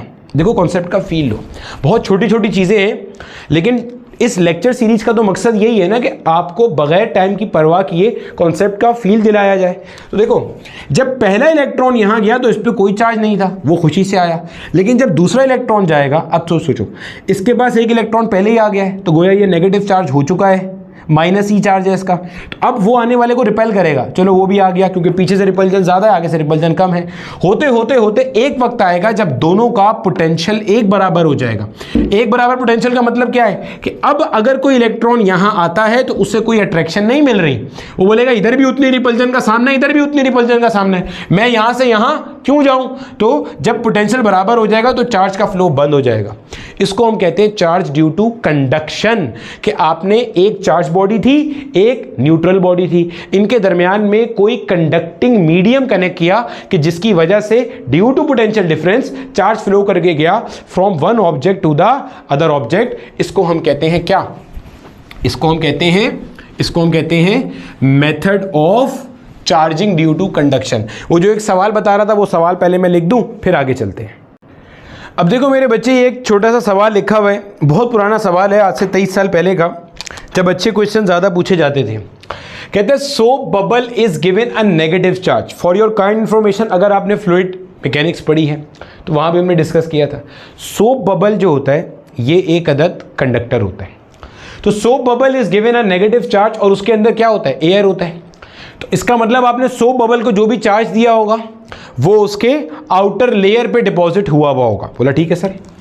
कहता है आपने सोप बबल को एक नेगेटिव चार्ज दिया, मान लो ये सोप बबल है, ऐसे आपने इसको नेगेटिव चार्ज दिया तो अंदर तो उसके एयर है, तो आपके पास क्या सूरत हाल है, ऐसे करके वो यहाँ पे डिपॉजिट हुआ है। बोला ठीक है सर, हमें समझ में आती है। इसके रेडियस को क्या होगा, इमेजिन करो, जब मेरा बेटा इसके ऊपर आप नेगेटिव चार्ज दोगे तो ये सारा का सारा नेगेटिव चार्ज एक दूसरे को रिपेल करेगा। देखो अगर मैं यहाँ इमेजिन करूँ, ये वाला नेगेटिव चार्ज इस वाले को ऐसे करके रिपेल करेगा, ये वाला इसे ऐसे करके रिपेल करेगा, यहाँ वाला नेगेटिव चार्ज इसे ऐसे करके रिपेल करेगा और ये वाला इसे ऐसे करके रिपेल करेगा। अब आप इमेजिन करो यहाँ पे अगर नेगेटिव चार्ज है, ये वाला इसको ऐसे करके रिपेल करेगा और ये वाला इसे ऐसे करके रिपेल करेगा, यानी कि ये सारा का सारा चार्ज एक दूसरे को रिपेल कर रहा है। तो ऐसा नहीं लग रहा कि ये जो नेगेटिव चार्ज इस सोप बबल से चिपका हुआ है वो ऐसे बाहर की तरफ खिंच रहा है, ये भी ऐसे खिंच रहा है, ये भी ऐसे खिंच रहा है, मतलब जितना भी नेगेटिव चार्ज है वो एक दूसरे को रिपेल कर रहा है। इस रिपेल की वजह से ये सारा का सारा नेगेटिव चार्ज ऐसे आउटवर्ड फोर्स फोर्स एक्सपीरियंस कर रहा है। तो इसकी वजह से होता क्या है कि ये जो इसका रेडियस होता है, ये रेडियस स्लाइटली इंक्रीज कर जाता है। तो इसका ऑप्शन होगा इट्स रेडियस स्लाइटली इंक्रीजेस, ये होता है आपके पास। ठीक है, ये वही वाली चीज़ है कि आपके पास जो चार्ज है वो कहाँ पे आता है, किसी आउटर बाउंड्री पे आ रहा होता है। उसी से कॉन्सेप्ट से मिलता जुलता एक छोटा सा कॉन्सेप्ट आपके पास ये वाला था। ठीक है भाई, चलो आगे देखते हैं। अब मेरा बेटा हमारे पास जो हमारा अगला कॉन्सेप्ट है और सबसे अहम कॉन्सेप्ट, वो है चार्ज ड्यू टू इंडक्शन। अच्छे से देखना मेरे बच्चे कि चार्ज ड्यू टू इंडक्शन हमारे पास क्या होता है। लास्ट है ये। अब देखो मेरा बेटा, चार्ज ड्यू टू इंडक्शन ये है कि आप किसी बॉडी को चार्ज कर रहे हो विदाउट प्रैक्टिकली टचिंग इट, आप उसे टच किए बगैर चार्ज कर रहे हो। समझना, मान लो मेरा बेटा यहां पे हमारे पास एक इंसुलेटर स्टैंड है और इस इंसुलेटर स्टैंड के ऊपर मैंने ऐसे करके एक स्फेयर रखा हुआ है। बोला ठीक है सर, ये मेटल का स्फेयर है और ये मेरा एक इंसुलेटर है। ये मेरा क्या है, एक इंसुलेटर स्टैंड है। बोला ठीक है सर, हमें समझ में आता है, कोई मुश्किल बात नहीं है। ये मेरा मेटल स्फेयर है। बोला ठीक है। अब आपका जो मेटल स्फेयर है, गौर से, मेटल स्फेयर है, वो कंडक्टर है। कंडक्टर के पास क्या होते हैं, फ्री इलेक्ट्रॉन्स होते हैं। लेकिन अगर मैं आपसे पूछूं इस मेटल स्फेयर का नेट चार्ज क्या है, तो बेटा इसका नेट चार्ज 0 है। क्यों भाई, फ्री इलेक्ट्रॉन्स हैं तो वो जिन एटम से निकले हैं वो भी तो एस पॉजिटिव आइंस उसी के अंदर है। तो जितने प्रोटॉन है उतने क्या है, इलेक्ट्रॉन्स हैं। बोला ठीक है सर, समझ में आ गया। अब यहां पे क्या किया मैंने, यहां पे एक रॉड लेकर आया। मान लो एक रॉड लेकर आया मैं, और ये रॉड कैसी थी, ये रॉड मेरे पास मान लो पॉजिटिवली चार्ज रॉड थी। कैसी थी, पॉजिटिवली चार्ज थी। इसके पास पॉजिटिव चार्ज मौजूद था। अब क्या, इसको मैंने इससे लाके छुआ नहीं है, टच नहीं किया, एक में पॉजिटिव चार्ज रॉड लेकर आया। बोला ठीक है सर। अब आप इमेजिन करो कि इसके अंदर जो फ्री इलेक्ट्रॉन्स हैं, क्या मैं कह सकता हूं वो इसकी वजह से एक फोर्स ऑफ अट्रैक्शन अपने ऊपर एक्सपीरियंस करेंगे? बिल्कुल करेंगे। अनलाइक चार्जेस क्या करते हैं, ट्रैक करते हैं। तो भाई ये जो पॉजिटिव चार्ज रॉड है वो इस स्फीयर में मौजूद फ्री इलेक्ट्रॉन्स को अपने पास बुलाएंगे। तो कुछ इलेक्ट्रॉन्स मान लो यहां पे आ गए। सर सारे नहीं आएंगे, नहीं सारे नहीं आएंगे, अभी कुछ आए हैं। मान लो इसमें 1000 इलेक्ट्रॉन थे, 1000 में से मान लो 400 इलेक्ट्रॉन आ गए। सर सारे क्यों नहीं आएंगे? अबे बताऊंगा ना, सब्र तो कर, हौसला तो रख, सब बताऊंगा। अभी कुछ इलेक्ट्रॉन्स आ गए, एक साइड नेगेटिव चार्ज होना शुरू हो गई। भाई जाहिर है ये इलेक्ट्रॉन अपनी जगह छोड़ के आए होंगे। ऐसे ही है, मतलब मान लो पहले क्या था, समझना, पहले क्या था, ये जो कंडक्टर था इसमें पॉजिटिव आइंस, गौर से सुनना, इसमें पॉजिटिव आइंस और इलेक्ट्रॉन्स इस तरह से डिस्ट्रीब्यूट हुए थे कि हर जगह पे एक जैसा हिसाब किताब था। ऐसा नहीं था कि कंडक्टर के एक साइड पे इलेक्ट्रॉन ज्यादा हैं। समझ में आ रही है? देखो समझो, पॉजिटिव आयन पॉजिटिव आयन। अब देखो हुआ क्या कि इलेक्ट्रॉन्स की ज्यादा तादाद यहां जमा होना शुरू हो गई due to this charge rod. तो इसका मतलब मैं कहूंगा ऑपोजिट एंड पे जो जगह है वो इलेक्ट्रॉन डेफिशिएंट होना शुरू हो जाएगी। ये बात समझ में आ रही है भाई? ऑपोजिट एंड पे जो जगह है वो क्या हो जाएगी? देखो कंडक्टर में नेचुरली क्या होता है कि हर जगह पे पॉजिटिव आयन भी होता है और फ्री इलेक्ट्रॉन भी होता है। लेकिन जब आपके इलेक्ट्रॉन एक जगह से निकलकर दूसरी जगह पे आ गए, ये मान लो कंडक्टर रॉड है, इसमें फ्री इलेक्ट्रॉन्स हैं, पॉजिटिव आइंस भी हैं हर जगह। लेकिन अगर मैं यहां पे कोई पॉजिटिव चार्ज बॉडी ले आऊं तो इस साइड वाले इलेक्ट्रॉन भी खिसक खिसक के इधर आना शुरू हो जाएंगे। अब इलेक्ट्रॉन की डेंसिटी इस साइड में बढ़ गई और इस साइड में इलेक्ट्रॉन की डेंसिटी कम हो गई, तो मैं कहूंगा ये वाली साइड पॉजिटिव हो गई है और ये वाली साइड क्या हो गई है, नेगेटिव। ऐसा कुछ हुआ यहां पर भी। जब मैं पॉजिटिव चार्ज रॉड लेकर आया तो इधर से इलेक्ट्रॉन सारे इधर आना शुरू हो गए, तो इस साइड पे आपके पास क्या हुआ, पॉजिटिव। ठीक है, अभी भी स्फीयर का नेट चार्ज क्या है, 0 है। भाई सोच के देखो, इसके ऊपर डायरेक्टली एक सवाल पूछा गया है, सोच के देखो भाई नेट चार्ज 0 क्यों है? नेट चार्ज 0 इसलिए कि कंडक्टर के अंदर ना तो कोई इलेक्ट्रॉन आया है ना इलेक्ट्रॉन गया। भाई इसी की रीडिस्ट्रीब्यूशन हुई है। रीडिस्ट्रीब्यूशन की वजह से नेट चार्ज नहीं आता, ध्यान में रखना। नेट चार्ज कब आता है? इलेक्ट्रॉन के आने से या इलेक्ट्रॉन के जाने से। तो अभी कोई ना इलेक्ट्रॉन आया है ना गया है। भाई आपने उसको छुआ थोड़ी है, आपने तो दूर रखा हुआ है। ये आपके पास क्या है? ये आपके पास एक अदद पॉजिटिव चार्ज रॉड है। बोला ठीक है सर, पॉजिटिव चार्ज रॉड है। अब यहां से इलेक्ट्रॉन खिसक के यहां आ गया और यहां पॉजिटिव चार्ज हो गया। अच्छा सर, इलेक्ट्रॉन यहां पे कब तक जमा होते रहेंगे? देखो ये मान लो ये स्फीयर है जिसको मैं बड़ा सा करके दिखा रहा हूं, और यहां पे क्या हुआ, आप पॉजिटिव चार्ज ले आए। बोला ठीक है सर। हुआ क्या कि कुछ इलेक्ट्रॉन्स आपके पास यहां पे आके जमा हो गए और यहां पे आपके पास ऑपोजिट एंड पे क्या हो गया, सारा का सारा पॉजिटिव आ गया। सर सारे क्यों नहीं आए? अभी समझते हैं। यहां मान लो ये एक और इलेक्ट्रॉन है। अब ये इलेक्ट्रॉन यहां आना चाहता है इस जगह पे, क्योंकि ये वाली जो रॉड है ये क्या कर रही है, इसे फोर्स लगा रही है इधर लाने के लिए, ये इस पे फोर्स लगा रही है, रॉड की फोर्स है, ये जो पॉजिटिव चार्ज रॉड है ये इस इलेक्ट्रॉन को अपने पास खींच रही है। और से देखना, ये जो आपके पास नेगेटिव चार्ज यहाँ पे इंड्यूस हुआ है ये इसे यहाँ, क्योंकि ये फ्री इलेक्ट्रॉन है। अब सोचो, मैं ये समझा रहा हूँ कि सारा फ्री इलेक्ट्रॉन यहाँ क्यों नहीं आएगा, मतलब आएगा एक टाइम तक, जैसे मान लो 1000 इलेक्ट्रॉन है तो 400 आ गए, अब 401वां नहीं आ रहा, ये 400 मैंने मिसाल ली है, 401वां क्यों नहीं आ रहा, ये मान लो वो 401वां इलेक्ट्रॉन है जो यहां आना चाहता है, क्योंकि ये पॉजिटिव रॉड इसे अपने पास बुला रही है, लेकिन एट द सेम टाइम जो यहां पे चार्ज इंड्यूस हुआ है वो इसको आगे धक्का दे रहा है, रिपेल कर रहा है। तो बताने का मकसद क्या है कि स्फीयर के अंदर इलेक्ट्रॉन्स इस वाले साइड पे तब तक आते रहेंगे जब तक यहां पे इक्विलिब्रियम स्टेब्लिश ना हो जाए। अब इक्विलिब्रियम स्टेब्लिश हो गया, इक्विलिब्रियम का मतलब क्या है, पॉजिटिव चार्ज रॉड जितना इसे अपने पास बुला रहा है, ये नेगेटिव वाला इसे उतने से आगे धक्का दे रहा है, तो अब इलेक्ट्रॉन मजीद नहीं आएगा, भले यहां पे फ्री इलेक्ट्रॉन हो तब भी नहीं आएगा। खैर, coming back to the point, ये बात तो हमने समझ ली कि हमारे पास क्या, अभी तक हमने क्या बात करी, हमने ये बात करी कि जब कभी भी आप किसी पॉजिटिव चार्ज रॉड को किसी कंडक्टर के, जो कि न्यूट्रल कंडक्टर है, इस पर कोई चार्ज नहीं है, लेकर आते हो तो इसके एंड्स पे चार्ज इंड्यूस हो जाता है। चार्ज इंड्यूस कैसे होता है, नेगेटिव चार्ज एक साइड पे आ जाता है, पॉजिटिव चार्ज एक साइड पे आ जाता है।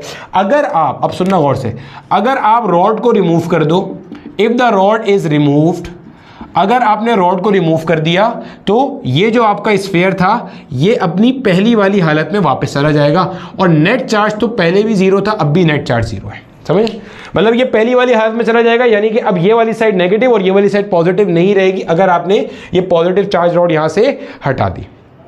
सही हो गया। इस फिनोमिना को हम कहते हैं charging due to induction. Sir charging कैसे हुई, फिर समझ लो। एक पॉजिटिव चार्ज रॉड लेकर आया, ये कंडक्टर था, इस कंडक्टर के अंदर जो फ्री इलेक्ट्रॉन्स थे उसको पॉजिटिव चार्ज रॉड ने अपने पास बुला लिया, तो ये वाली जो स्फीयर की साइड थी वो स्लाइड नेगेटिव हो गई, और यहाँ पे डेफिशिएंसी ऑफ इलेक्ट्रॉन्स की वजह से ये साइड क्या हो गई, पॉजिटिव। लेकिन अगर बात की जाए तो आपका ओवरऑल जो ये मेटेलिक स्फीयर था एज ए होल ये अभी भी न्यूट्रल रहा, क्योंकि इस पे नेट चार्ज क्या है, जीरो है। और जैसे ही आपने यहां से अपने रॉड को रिमूव किया तो once the rod is removed ये स्फीयर अपनी ओरिजिनल कंडीशन पे आ गया।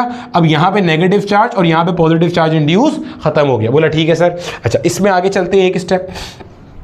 अगर हम क्या करते हैं, गौर से सुनना, यहाँ पे मैंने ऐसे करके एक पॉजिटिव चार्ज रॉड लाया और यहाँ पे मेरा बेटा हमारे पास ये सूरत हाल हो गई कि यहाँ पे हमारे पास आ गया नेगेटिव साइड और यहाँ पे हमारे पास क्या हो गया, पॉजिटिव आ गया। और मैंने क्या किया, गौर से सुनना, यहाँ पे मेरे पास ये ऐसे करके इंसुलेटर था ना, मैंने क्या किया, गौर से देखना, मैंने इधर करके इसको अर्थ कर दिया, इसको मैंने ग्राउंड से कनेक्ट कर दिया। ग्राउंड क्या होता है, अर्थ क्या होता है, आपने सुना है ना कि हम अपने सर्किट, जो हमारे घर में सर्किट होता है उसको कहते हैं यार अर्थ लाजमी कनेक्ट करो, हमें बचाएगा। अर्थिंग में क्या होता है कि earth can be considered as a source of infinite electrons या as a sink of infinite electrons, यानी कि ये वो जगह है जहां पे इनफाइनाइट इलेक्ट्रॉन्स को आप डंप कर सकते हो या जहां से आप इनफाइनाइट इलेक्ट्रॉन्स को ले सकते हो। अब देखो ये वाली साइड आपके पास क्या है, पॉजिटिव, और यहां वाली साइड आपके पास क्या है, इसके पास बहुत सारे इलेक्ट्रॉन्स हैं, तो आप बोलोगे ये पॉजिटिव चार्ज उठ के यहां चला गया। अब देखो मैंने क्या किया, मैंने एक रॉड कनेक्ट करी और उस रॉड को क्या कर दिया, ग्राउंड कर दिया। सुनना गौर से, मैं ये बता रहा हूं कि चार्जिंग ड्यू टू इंडक्शन में आप स्फीयर पे चार्ज रिटेन कैसे रख सकते हो। देखो अभी रिटेन नहीं रहा चार्ज, आप रॉड लेकर आए, यहां नेगेटिव यहां पॉजिटिव चार्ज इंड्यूस हुआ, लेकिन once the rod is removed sphere वापस अपने ओरिजिनल कंडीशन में आ गया, net charge on the sphere is zero. अब चार्ज रिटेन कैसे रहेगा वो बता रहा हूं। आपने क्या किया, यहां ग्लास रॉड रखी और यहां पे नेगेटिव चार्ज आ गया, यहां पॉजिटिव आ गया, आपने इसको कनेक्ट कर दिया अर्थिंग रॉड से या इसको आपने ग्राउंड कर दिया। अब ग्राउंड का पोटेंशियल जीरो है, इसका पोटेंशियल पॉजिटिव है, तो होगा क्या, पॉजिटिव चार्ज यहां से यहां जाएगा, या आप कहोगे कि आपके पास इलेक्ट्रॉन्स यहां से ऊपर आएंगे। सर इलेक्ट्रॉन्स क्यों ऊपर आएंगे, भाई ये साइड पॉजिटिव है और नीचे अर्थ के पास बहुत सारे इलेक्ट्रॉन्स हैं, तो इलेक्ट्रॉन को ऊपर अट्रैक्शन ऑफर हो रही होगी। क्यों भाई, नीचे इलेक्ट्रॉन्स हैं आपस में रिपेल कर रहे हैं, इधर पॉजिटिव साइड दिख रही है तो इलेक्ट्रॉन्स यहां से इधर आना शुरू हो गए, तो गोया कि आप ये कहोगे ये पॉजिटिव चार्ज यहां से चला गया। भाई यहां पे इलेक्ट्रॉन की डेफिशिएंसी थी तभी तो पॉजिटिव चार्ज था, जब ग्राउंड से इलेक्ट्रॉन यहां पे आ गए तो वो डेफिशिएंसी क्या हो गई, खत्म हो गई। अब समझना, अब आपने ये जो रॉड था जिससे अर्थ किया हुआ था इसको भी हटा दिया और इस गिलास रॉड को भी हटा दिया। अब जब आप देखोगे तो यहां पे आपके पास क्या हो गया, नेगेटिव चार्ज रह गया और आपका जो स्फीयर है वो कैसा हो चुका है, नेगेटिव चार्ज हो चुका है। फिर सुनो आहिस्ता आहिस्ता, फिर सुनो, यहाँ पे आपको मैंने एक तस्वीर भी दिखाई है, उस तस्वीर के अंदर देखो यही बात जो है ना वो आपको समझाई गई है। मैं अपने पास टाइमिंग भी नोट कर लूँ जहाँ पे आपको ये तस्वीर दिखानी है। तो मेरे बच्चे आपको देखो यही पूरी की पूरी चीज़ दिखाई गई है। मैंने क्या बोला, मैं फिर आपको समझा भी देता हूँ, फिर आपको मैं बता भी देता हूँ, समझना। देखो चार्जिंग ड्यू टू इंडक्शन में या इंड्यूस चार्ज बेसिकली क्या होता है कि आप बगैर टच किए चार्ज कर रहे हो। फ्रिक्शन में भी टच कर रहे थे, फ्रिक्शन के अंदर हमने ये कहा था ना कि दोनों में से एक बॉडी का नॉन मेटल होना जरूरी है, उसकी भी रीजन सुन लो। देखो अगर दोनों मेटेलिक बॉडीज होंगी तो दोनों मेटेलिक बॉडीज को जब आप रब करोगे तो फ्रिक्शन की वजह से एक बॉडी अपने इलेक्ट्रॉन लूज करेगी जिसने लूजली हेल्ड किया होगा, दूसरी इलेक्ट्रॉन गेन करेगी। लेकिन जब आप रब करोगे तो चूंकि दोनों मेटेलिक बॉडीज हैं तो कंडक्शन की वजह से वो जो इलेक्ट्रॉन्स हैं वो वापस आ जाएंगे, क्योंकि कंडक्शन में क्या होता है, दो बॉडीज को जब आप कनेक्ट करते हो आपस में कंडक्टिंग मीडियम के हिसाब से तो दोनों के दरमियान इलेक्ट्रॉन का ट्रांसफर होता है जब तक कि पोटेंशियल डिफरेंस जीरो ना हो जाए। तो अगर मेटेलिक बॉडीज को आप रब करोगे तो उसकी वजह से उनको आप चार्ज ड्यू टू फ्रिक्शन नहीं कर सकते, इलेक्ट्रॉन वापस फ्लो कर जाएगा और उनका वो जो कह लो कि स्टैटिक इलेक्ट्रिसिटी है वो जीरो हो जाएगी। तो फ्रिक्शन के अंदर दोनों में से एक का नॉन मेटल होना या दोनों का नॉन मेटल होना जरूरी है, एक तो एटलीस्ट नॉन मेटल होना ही चाहिए। खैर इंडक्शन में क्या था, आपने इस रॉड को इसके साथ छुआ नहीं था, जब आप यहाँ पे लेकर आए पॉजिटिव चार्ज था तो यहाँ से फ्री इलेक्ट्रॉन इधर आ गया, इस साइड पे नेगेटिव चार्ज इंड्यूस हो गया और इस साइड पे पॉजिटिव चार्ज हो गया क्योंकि यहाँ पे इलेक्ट्रॉन की डेफिशिएंसी हो गई। जैसे ही आपने रॉड को रिमूव किया ये कंडीशन खत्म हो गई, जो इंड्यूस चार्ज था वो वापस अपनी ओरिजिनल हालत में चला गया और नेट चार्ज क्या हो गया, जीरो हो गया। ठीक है, अब नेट चार्ज को रिटेन कैसे रखना है वो बता रहा हूँ। आपने क्या किया भाई साहब, आप पॉजिटिव चार्ज रॉड लेकर आए, यहाँ पे नेगेटिव चार्ज आया, यहाँ पे पॉजिटिव चार्ज आ गया। पॉजिटिव चार्ज का मतलब क्या, इलेक्ट्रॉन की डेफिशिएंसी। भाई पहले कंडक्टर के अंदर हर जगह पे फ्री इलेक्ट्रॉन्स थे, हर जगह पे पॉजिटिव आइंस थे। अब जब आप पॉजिटिव चार्ज रॉड यहाँ ले आए तो फ्री इलेक्ट्रॉन उछल उछल के यहाँ आ गए, तो यहाँ पे इलेक्ट्रॉन की डेफिशिएंसी हो गई, तो इसको पॉजिटिव साइड कह दिया। आपने एक कनेक्टिंग रॉड से इसे अर्थ में कनेक्ट कर दिया, earth can be considered as a source of infinite electrons, तो यहाँ से इलेक्ट्रॉन इधर आ गए, यहाँ से इलेक्ट्रॉन इधर आ गए। कब तक, जब तक कि ये पॉजिटिव चार्ज खत्म नहीं हो गया। तो ये इलेक्ट्रॉन क्या हो गया आपके पास, इधर आ गए। मान लो 100 इलेक्ट्रॉन आ गए। अब आप इमेजिन करो जरा हुआ क्या है। देखो जब तक ये वाली सूरत हाल थी इसमें प्रोटॉन्स इलेक्ट्रॉन्स की तादाद एक बराबर थी। अब आपने जमीन से 100 इलेक्ट्रॉन इसको और दे दिए तो गोया के इलेक्ट्रॉन्स की तादाद क्या हो गई, बढ़ गई। भाई आपने जब यहां कनेक्ट किया तो पॉजिटिव चार्ज नीचे चला गया, इलेक्ट्रॉन्स की तादाद क्या हो गई, बढ़ गई। भाई पॉजिटिव चार्ज नीचे जाने से मुराद ये नहीं है प्रोटॉन नीचे चले गए, पॉजिटिव चार्ज है इलेक्ट्रॉन की डेफिशिएंसी। भाई यहां पे 100 इलेक्ट्रॉन की जगह थी, वो 100 इलेक्ट्रॉन यहां से आ गए तो वो 100 इलेक्ट्रॉन की जगह यहां चली गई, इसको कहते हैं पॉजिटिव चार्ज नीचे चला गया। प्रोटॉन नहीं जाता, प्रोटॉन तो न्यूक्लियस के अंदर होता है। यहां पे इलेक्ट्रॉन डेफिशिएंट प्लेसेस थी, मान लो 100, वो इलेक्ट्रॉन डेफिशिएंट प्लेस नीचे ले गई। यहां से अगर 100 इलेक्ट्रॉन यहां आया है तो 100 इलेक्ट्रॉन अपनी जगह छोड़ के आया होगा, गोया कि इलेक्ट्रॉन की डेफिशिएंसी यहां चली गई और इलेक्ट्रॉन्स यहां आ गए, तो पॉजिटिव चार्ज नीचे चला गया, इलेक्ट्रॉन की डेफिशिएंसी नीचे चली गई। तो अब आपने इसको हटाया, इसको हटाया, तो यहां पे आपको पता चल गया कि इसके बाद नेगेटिव चार्ज आ गया और ये कंडक्टर बॉडी है तो वो नेगेटिव चार्ज आपस में रिपेल कर करके अपने आप को ऐसे करके आउटवर्ड वो एक्सप्रेस कर रहा होगा और आपको उसके सरफेस पे नजर आ रहा होगा, ऐसे आउटर सरफेस पे अपने आप को फैला देगा। ये 100 इलेक्ट्रॉन ऐसे अपने आप को आप बाहर फैला देंगे। इस फिनोमेना को हम कहते हैं चार्ज ड्यू टू इंडक्शन। अब ये तो हो गया कि आपके पास अगर कोई मेटेलिक बॉडी थी या कोई कंडक्टर बॉडी थी तो कंडक्टर बॉडी के अंदर कैसे चार्ज आया, ये बात हमें समझ में आ गई। भाई ये कंडक्टर था, कंडक्टर के पास फ्री इलेक्ट्रॉन होते हैं, कंडक्टर बॉडी के अंदर चार्ज ड्यू टू इंडक्शन का फिनोमेना ऐसे होता है। समझ में आ गई बात। अब अगर कोई नॉन कंडक्टिंग बॉडी है उसमें भी चार्ज ड्यू टू इंडक्शन का फिनोमेना होता है, वो कैसे होता है उसको समझते हैं, इसको छाप लो। ये था चार्जिंग ड्यू टू इंडक्शन इन कह लो कंडक्टिंग बॉडी या मेटेलिक कंडक्टर्स। अब देखो मेरे बच्चे, अब हम लोगों ने ये देखना है कि हमारे पास जो इंसुलेटर हैं उनके अंदर चार्ज इंडक्शन का फिनोमेना किस तरह से होता है, उसमें भी होता है। समझो पहले मेरा बेटा आप ये देख लो कि हमारे पास जो एटम का स्ट्रक्चर है वो क्या होता है। फिर से एक बार, ये मेरा बेटा हमारे पास सेंटर में न्यूक्लियस होता है और इसके सराउंडिंग में ऐसे करके हमारे पास इलेक्ट्रॉन के शेल्स होते हैं, या जिनको आप इलेक्ट्रॉन क्लाउड्स कहते हो। अगर आप गौर से देखोगे तो हम ये कहते हैं कि nucleus is at the geometrical centre of the electron clouds. बोला ठीक है सर, समझ में आ गया। अब आप सोचो, इमेजिन करो ज़रा, इमेजिन करो यहाँ पे यकीनन हमारे पास इलेक्ट्रॉन्स मौजूद होंगे जो कि क्या कर रहे होंगे, ऐसे गोल गोल गोल गोल गोल गोल घूम रहे होंगे। अगर मैं यहां पर एक पॉजिटिव चार्ज ला करके रख देता हूं, सोचो अगर मैं यहां पर एक पॉजिटिव चार्ज ला करके रख देता हूं, क्या मैं कह सकता हूं ये जो पॉजिटिव चार्ज है ये इन इलेक्ट्रॉन्स को अपने पास अट्रैक्ट करने की कोशिश करेगा? यस सर, बिल्कुल करेगा। ये इलेक्ट्रॉन्स को भले से इन ऑर्बिट से निकाल नहीं सकता, इतनी इसकी औकात नहीं है कि इतनी फोर्स लगा दे कि ये वहां से निकल जाए, लेकिन ये तो तय है कि ये इन इलेक्ट्रॉन्स को अपने पास अट्रैक्ट करने की कोशिश करेगा। जब इलेक्ट्रॉन्स को अट्रैक्ट करने की कोशिश करेगा तो होगा क्या, और साथ में ये जो पॉजिटिव चार्ज है ये इस न्यूक्लियस को क्या कर रहा होगा, रिपेल कर रहा होगा। तो होगा क्या कि आपका जो न्यूक्लियस है ये एक साइड पे होना शुरू हो जाएगा और आपके पास जो इलेक्ट्रॉन्स हैं ये इस साइड पे आना शुरू हो जाएंगे। यानी कि आप बोलोगे कि आपका जो इलेक्ट्रॉन क्लाउड है वो डिस्टॉर्ट हो रहा है।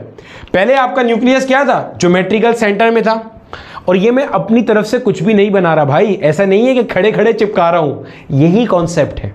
अब आपको ये पढ़ाया गया हो या नहीं पढ़ाया गया हो, कॉन्सेप्ट यही है, ठीक है। आगे चल के कैपेसिटर्स तक के अंदर हम यही सब कुछ पढ़े होंगे, पोलराइजेशन का फिनोमेना। ये न्यूक्लियस कहां था, सेंटर में था, फिर एक पॉजिटिव चार्ज लेकर आए। अगर नेगेटिव चार्ज लाता तो न्यूक्लियस इस साइड पे आता, इलेक्ट्रॉन क्लाउड उस साइड पे शिफ्ट होना शुरू होता। अब चूंकि मैं यहां पे एक कैसा चार्ज लाया हूं, पॉजिटिव चार्ज लाया हूं, तो पॉजिटिव चार्ज की वजह से क्या हुआ, ये जो आपके इलेक्ट्रॉन क्लाउड है ये सारे के सारे इस साइड पे शिफ्ट होना शुरू हो गए और न्यूक्लियस इस साइड पे आना शुरू हो गया। इसको हम कहते हैं, ऐसे बना के शो करते हैं, इसको हम कहते हैं डाइपोल फॉर्मेशन। क्या कहते हैं, डाइपोल फॉर्मेशन। क्या कहते हैं इसको हम, डाइपोल फॉर्मेशन। गौर से देखो, इलेक्ट्रॉन यहां शेल से निकल के बाहर नहीं गया, इलेक्ट्रॉन शेल के अंदर ही है, लेकिन उसने इलेक्ट्रॉन क्लाउड को डिस्टॉर्ट कर दिया। पहले इलेक्ट्रॉन क्लाउड इस अंदाज में था कि nucleus was situated at the centre. अब इलेक्ट्रॉन क्लाउड एक तरफ हो गया, कौन सी तरफ, पॉजिटिव चार्ज की तरफ हो गया। इलेक्ट्रॉन निकल के नहीं गया, इलेक्ट्रॉन वही है, लेकिन पॉजिटिव चार्ज की तरफ झुकाव बढ़ गया उसका, और न्यूक्लियस एक साइड पे हो गया। इसको आप कहते हो डाइपोल फॉर्मेशन। डाइपोल फॉर्मेशन, सुनना गौर से। अब देखो क्या होता है, समझो जरा यहां पे बात को, और फिर मैं आपको इसकी रियल लाइफ एग्जांपल भी दूंगा। इसकी मैं आपको एक रियल लाइफ एग्जांपल दूंगा, बल्कि दो दूंगा, ठीक है, दूसरी भी आ गई जहन में। चलो देखो गौर से, अब यहां पे होगा क्या, गौर से देखना। ये मान लो मेरा बेटा हमारे पास कोई इंसुलेटर है, आगे चल के हम इंसुलेटर को डाइलेक्ट्रिक कह रहे होंगे। मान लो ये कोई हमारे पास इंसुलेटर मटेरियल है, बोला ठीक है सर, और यहाँ पे मैंने कोई पॉजिटिव चार्ज रखा हुआ है। तो भाई इस इंसुलेटर के अंदर जितने भी एटम्स होंगे वो ऐसे डाइपोल्स बनाना शुरू हो जाएंगे, नेगेटिव पॉजिटिव ऐसे करके।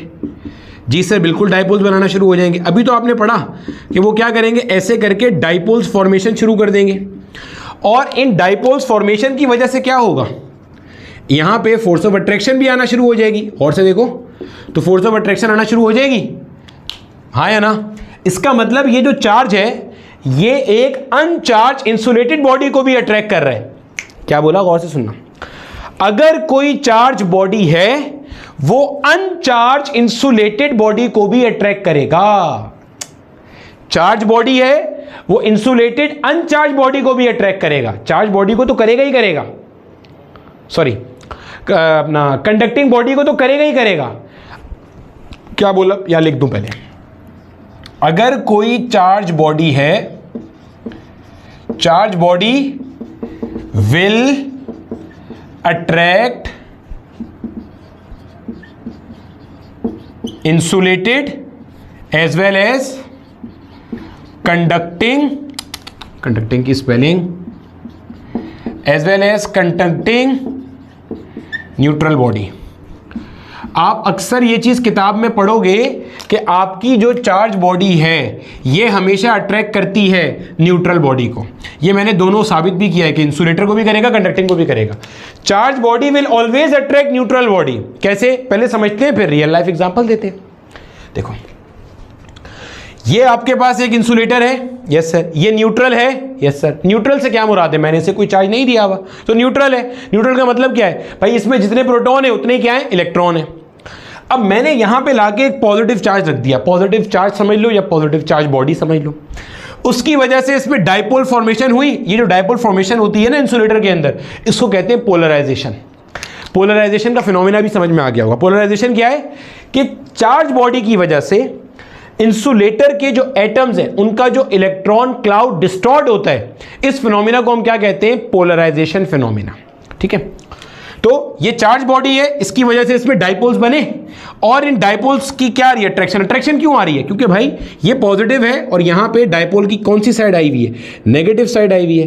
तो ये जो नेगेटिव वाले साइड है, इसको ये पॉजिटिव वाला चार्ज अपने पास क्या कर रहा होगा भाई, अट्रैक्ट कर रहा होगा।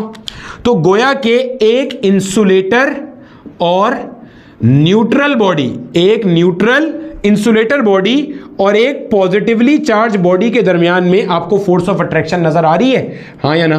तो आप क्या बोलोगे, एक चार्ज बॉडी एक इंसुलेटर जो कि न्यूट्रल है उससे क्या कर रहा है, अट्रैक्ट कर रहा है। सर डाइपोल्स की फॉर्मेशन की वजह से क्या ये अभी भी न्यूट्रल है, बिल्कुल न्यूट्रल है। न्यूट्रल चार्ज बॉडी कब होती है, जब उसके पास कोई चार्ज आए या जाए। क्या इसके पास डाइपोल फॉर्मेशन के दौरान कोई चार्ज आया, नहीं। कोई चार्ज गया, नहीं। तो ये अभी भी क्या है, न्यूट्रल है। तो डाइपोल फॉर्मेशन हो गई और ये डाइपोल्स इस पॉजिटिव चार्ज की वजह से क्या हो रहे हैं, अट्रैक्ट हो रहे हैं। तो गोया के ये जो न्यूट्रल बॉडी है, इंसुलेटर भी है न्यूट्रल भी है, इसके और इस बॉडी के दरमियान में एक फोर्स ऑफ अट्रैक्शन मौजूद है। तो ये तो आपने सीख लिया कि charge body will attract insulated neutral body. अब ये भी देख लेते हैं कि charge body will attract conducting neutral body. कैसे कंडक्टिंग न्यूट्रल बॉडी को अट्रैक्ट करेगा ये समझते हैं। देखो, हमारे पास ये स्फीयर है, वही जो भी थोड़ी देर पहले पढ़ाया था। इसको ऐसे करके एक इंसुलेटर स्टैंड के ऊपर रखा हुआ है, बोला ठीक है। ये न्यूट्रल है, ये कैसा है, न्यूट्रल है। न्यूट्रल बोले तो इसके ऊपर नेट चार्ज क्या है, जीरो नेट चार्ज है, कोई नेट चार्ज नहीं है। बोला ठीक है सर, समझ में आ गया। जितने प्रोटॉन उतने इलेक्ट्रॉन, बोला ठीक है, इसमें फ्री इलेक्ट्रॉन भी होंगे। यहां पे मैं एक पॉजिटिव चार्ज ग्लास रॉड ले आया, बोला ठीक है, इसके फ्री इलेक्ट्रॉन उछल उछल उछल के यहां आ जाएंगे, यस सर। सारे आएंगे, नहीं सारे नहीं आएंगे। ये वाला इलेक्ट्रॉन नहीं आएगा जब यहां पे इक्विलिब्रियम एस्टेब्लिश हो जाएगा। इक्विलिब्रियम बोले तो ये इसे इधर घसीटने के लिए फोर्स लगा रहा है और ये इंड्यूस चार्ज उसे आगे धक्का दे रहा है, बोला ठीक है सर। यहां पे क्या हो गया, पॉजिटिव चार्ज आ गया। अब आप इमेजिन करो, ये जो पॉजिटिव चार्ज बॉडी है, इसके और ये जो नेगेटिव साइड है, इनके दरमियान में एक फोर्स ऑफ अट्रैक्शन होगी। Unlike charges attract, like charges repel. ये जो पॉजिटिव चार्ज बॉडी है, इसके और ये जो नेगेटिव इंड्यूस चार्ज है, इसके दरमियान में क्या मैं कह सकता हूं, एक फोर्स ऑफ अट्रैक्शन मौजूद होगी। बोलो हाँ या ना, होगी। तो क्या आपको नजर आ रहा है कि एक न्यूट्रल कंडक्टिंग बॉडी है, इसको चार्ज बॉडी अट्रैक्ट कर रही है। ये न्यूट्रल कंडक्टिंग बॉडी है, इसे चार्ज बॉडी क्या कर रही है, अट्रैक्ट कर रही है। तो charge body will attract conducting neutral body. तो ध्यान में रखना, चार्ज बॉडी न्यूट्रल बॉडी को हमेशा अट्रैक्ट करती है, चाहे वो न्यूट्रल बॉडी कंडक्टर हो, चाहे वो न्यूट्रल बॉडी इंसुलेटर हो। कंडक्टर होगा तब भी अट्रैक्ट करेगी, न्यूट्रल होगा तब भी अट्रैक्ट करेगी। कंडक्टर के केस में अट्रैक्शन ज्यादा होगी न्यूट्रल के इंसुलेटर के मुकाबले में। कंडक्टर में ज्यादा क्यों, क्योंकि कंडक्टर में चार्ज पूरा मूव कर सकता है, फ्री इलेक्ट्रॉन यहां गए, इसमें चार्ज पूरा मूव नहीं कर सकता। सोचो, यहां पे भी डाइपोल बना हुआ होगा, लेकिन इसका जो इलेक्ट्रॉन है वो यहां नहीं आएगा उठ के, ये इलेक्ट्रॉन अपने क्लाउड के अंदर ही रहेगा। तो कंडक्टर और पॉजिटिव चार्ज बॉडी के दरमियान में, या कंडक्टर और चार्ज बॉडी के दरमियान में अट्रैक्शन ज्यादा होगी due to the drifting of free electrons, और कंडक्टर और डाइपोल वाले केस में, यानी कि इंसुलेटर वाले केस में अट्रैक्शन कम होगी। लेकिन बहरहाल charge body has the ability to attract neutral bodies. बात समझ में आ गई होगी। जो चार्ज बॉडी है वो हर तरह की न्यूट्रल बॉडी को क्या कर सकता है, अट्रैक्ट कर सकता है। इसकी मिसाल लो अब, रियल लाइफ एग्जांपल। तो हमने सीखा क्या कि हमारे पास कोई भी चार्ज बॉडी है, कोई भी चार्ज बॉडी है, वो न्यूट्रल बॉडी को अट्रैक्ट करेगी, और charge body conductor neutral body को ज्यादा फोर्स से अट्रैक्ट करेगी और इंसुलेटर न्यूट्रल बॉडी को कम फोर्स से अट्रैक्ट करेगी, लेकिन बहरहाल करेगी। जैसे मिसाल के तौर पे आप सर में कंघी करते हो, अब कंघी में चार्ज आ जाता है, पॉजिटिव चार्ज भी आ सकता है, नेगेटिव चार्ज भी आ सकता है, डिपेंड करता है कि आपके जो बाल हैं उसमें और जो आपकी कंघी का मटेरियल है उसके अंदर किसकी इलेक्ट्रॉन एफिनिटी ज़्यादा है, किसी कम है। भाई अगर कंघा किसी ऐसे मटेरियल का बना हुआ है कि जिसकी इलेक्ट्रॉन एफिनिटी ज़्यादा है तो ऑब्वियस सी बात है वो आपके बालों से इलेक्ट्रॉन एक्वायर कर लेगा, आपके बालों में पॉजिटिव चार्ज आएगा और कंघे में नेगेटिव चार्ज आएगा। और अगर ये किसी ऐसे मटेरियल का बना हुआ है जिसकी इलेक्ट्रॉन एफिनिटी कम है तो वो इलेक्ट्रॉन लूज करेगा, इसके ऊपर पॉजिटिव चार्ज आएगा और आपके बालों में नेगेटिव चार्ज आएगा। बहरहाल इन एनी केस जब आप कंघे को बालों से फेर के हटाते हो और उसको पेपर के पास लेकर आते हो तो वो पेपर को अट्रैक्ट करता है। तो पेपर इंसुलेटर है, पेपर क्या इंसुलेटर है, वो अट्रैक्ट कैसे हो रहा है, उसमें डाइपोल्स की फॉर्मेशन हो रही है। अगर आपका जो कंघा है उसमें पॉजिटिव चार्ज आया हुआ है तो उस पेपर में डाइपोल की फॉर्मेशन ऐसे हो रही है कि उसके नेगेटिव कंघे की तरफ है और पॉजिटिव उससे दूर है। अगर आपके कंघे में नेगेटिव चार्ज आया हुआ है तो आपके कागज में, पेपर में डाइपोल फॉर्मेशन ऐसे हो रही है कि वहां पे उसका ऑपोजिट चार्ज कंघे के करीब आ रहा है, जिसकी वजह से आपका पेपर क्या हो रहा है, अट्रैक्ट हो रहा है।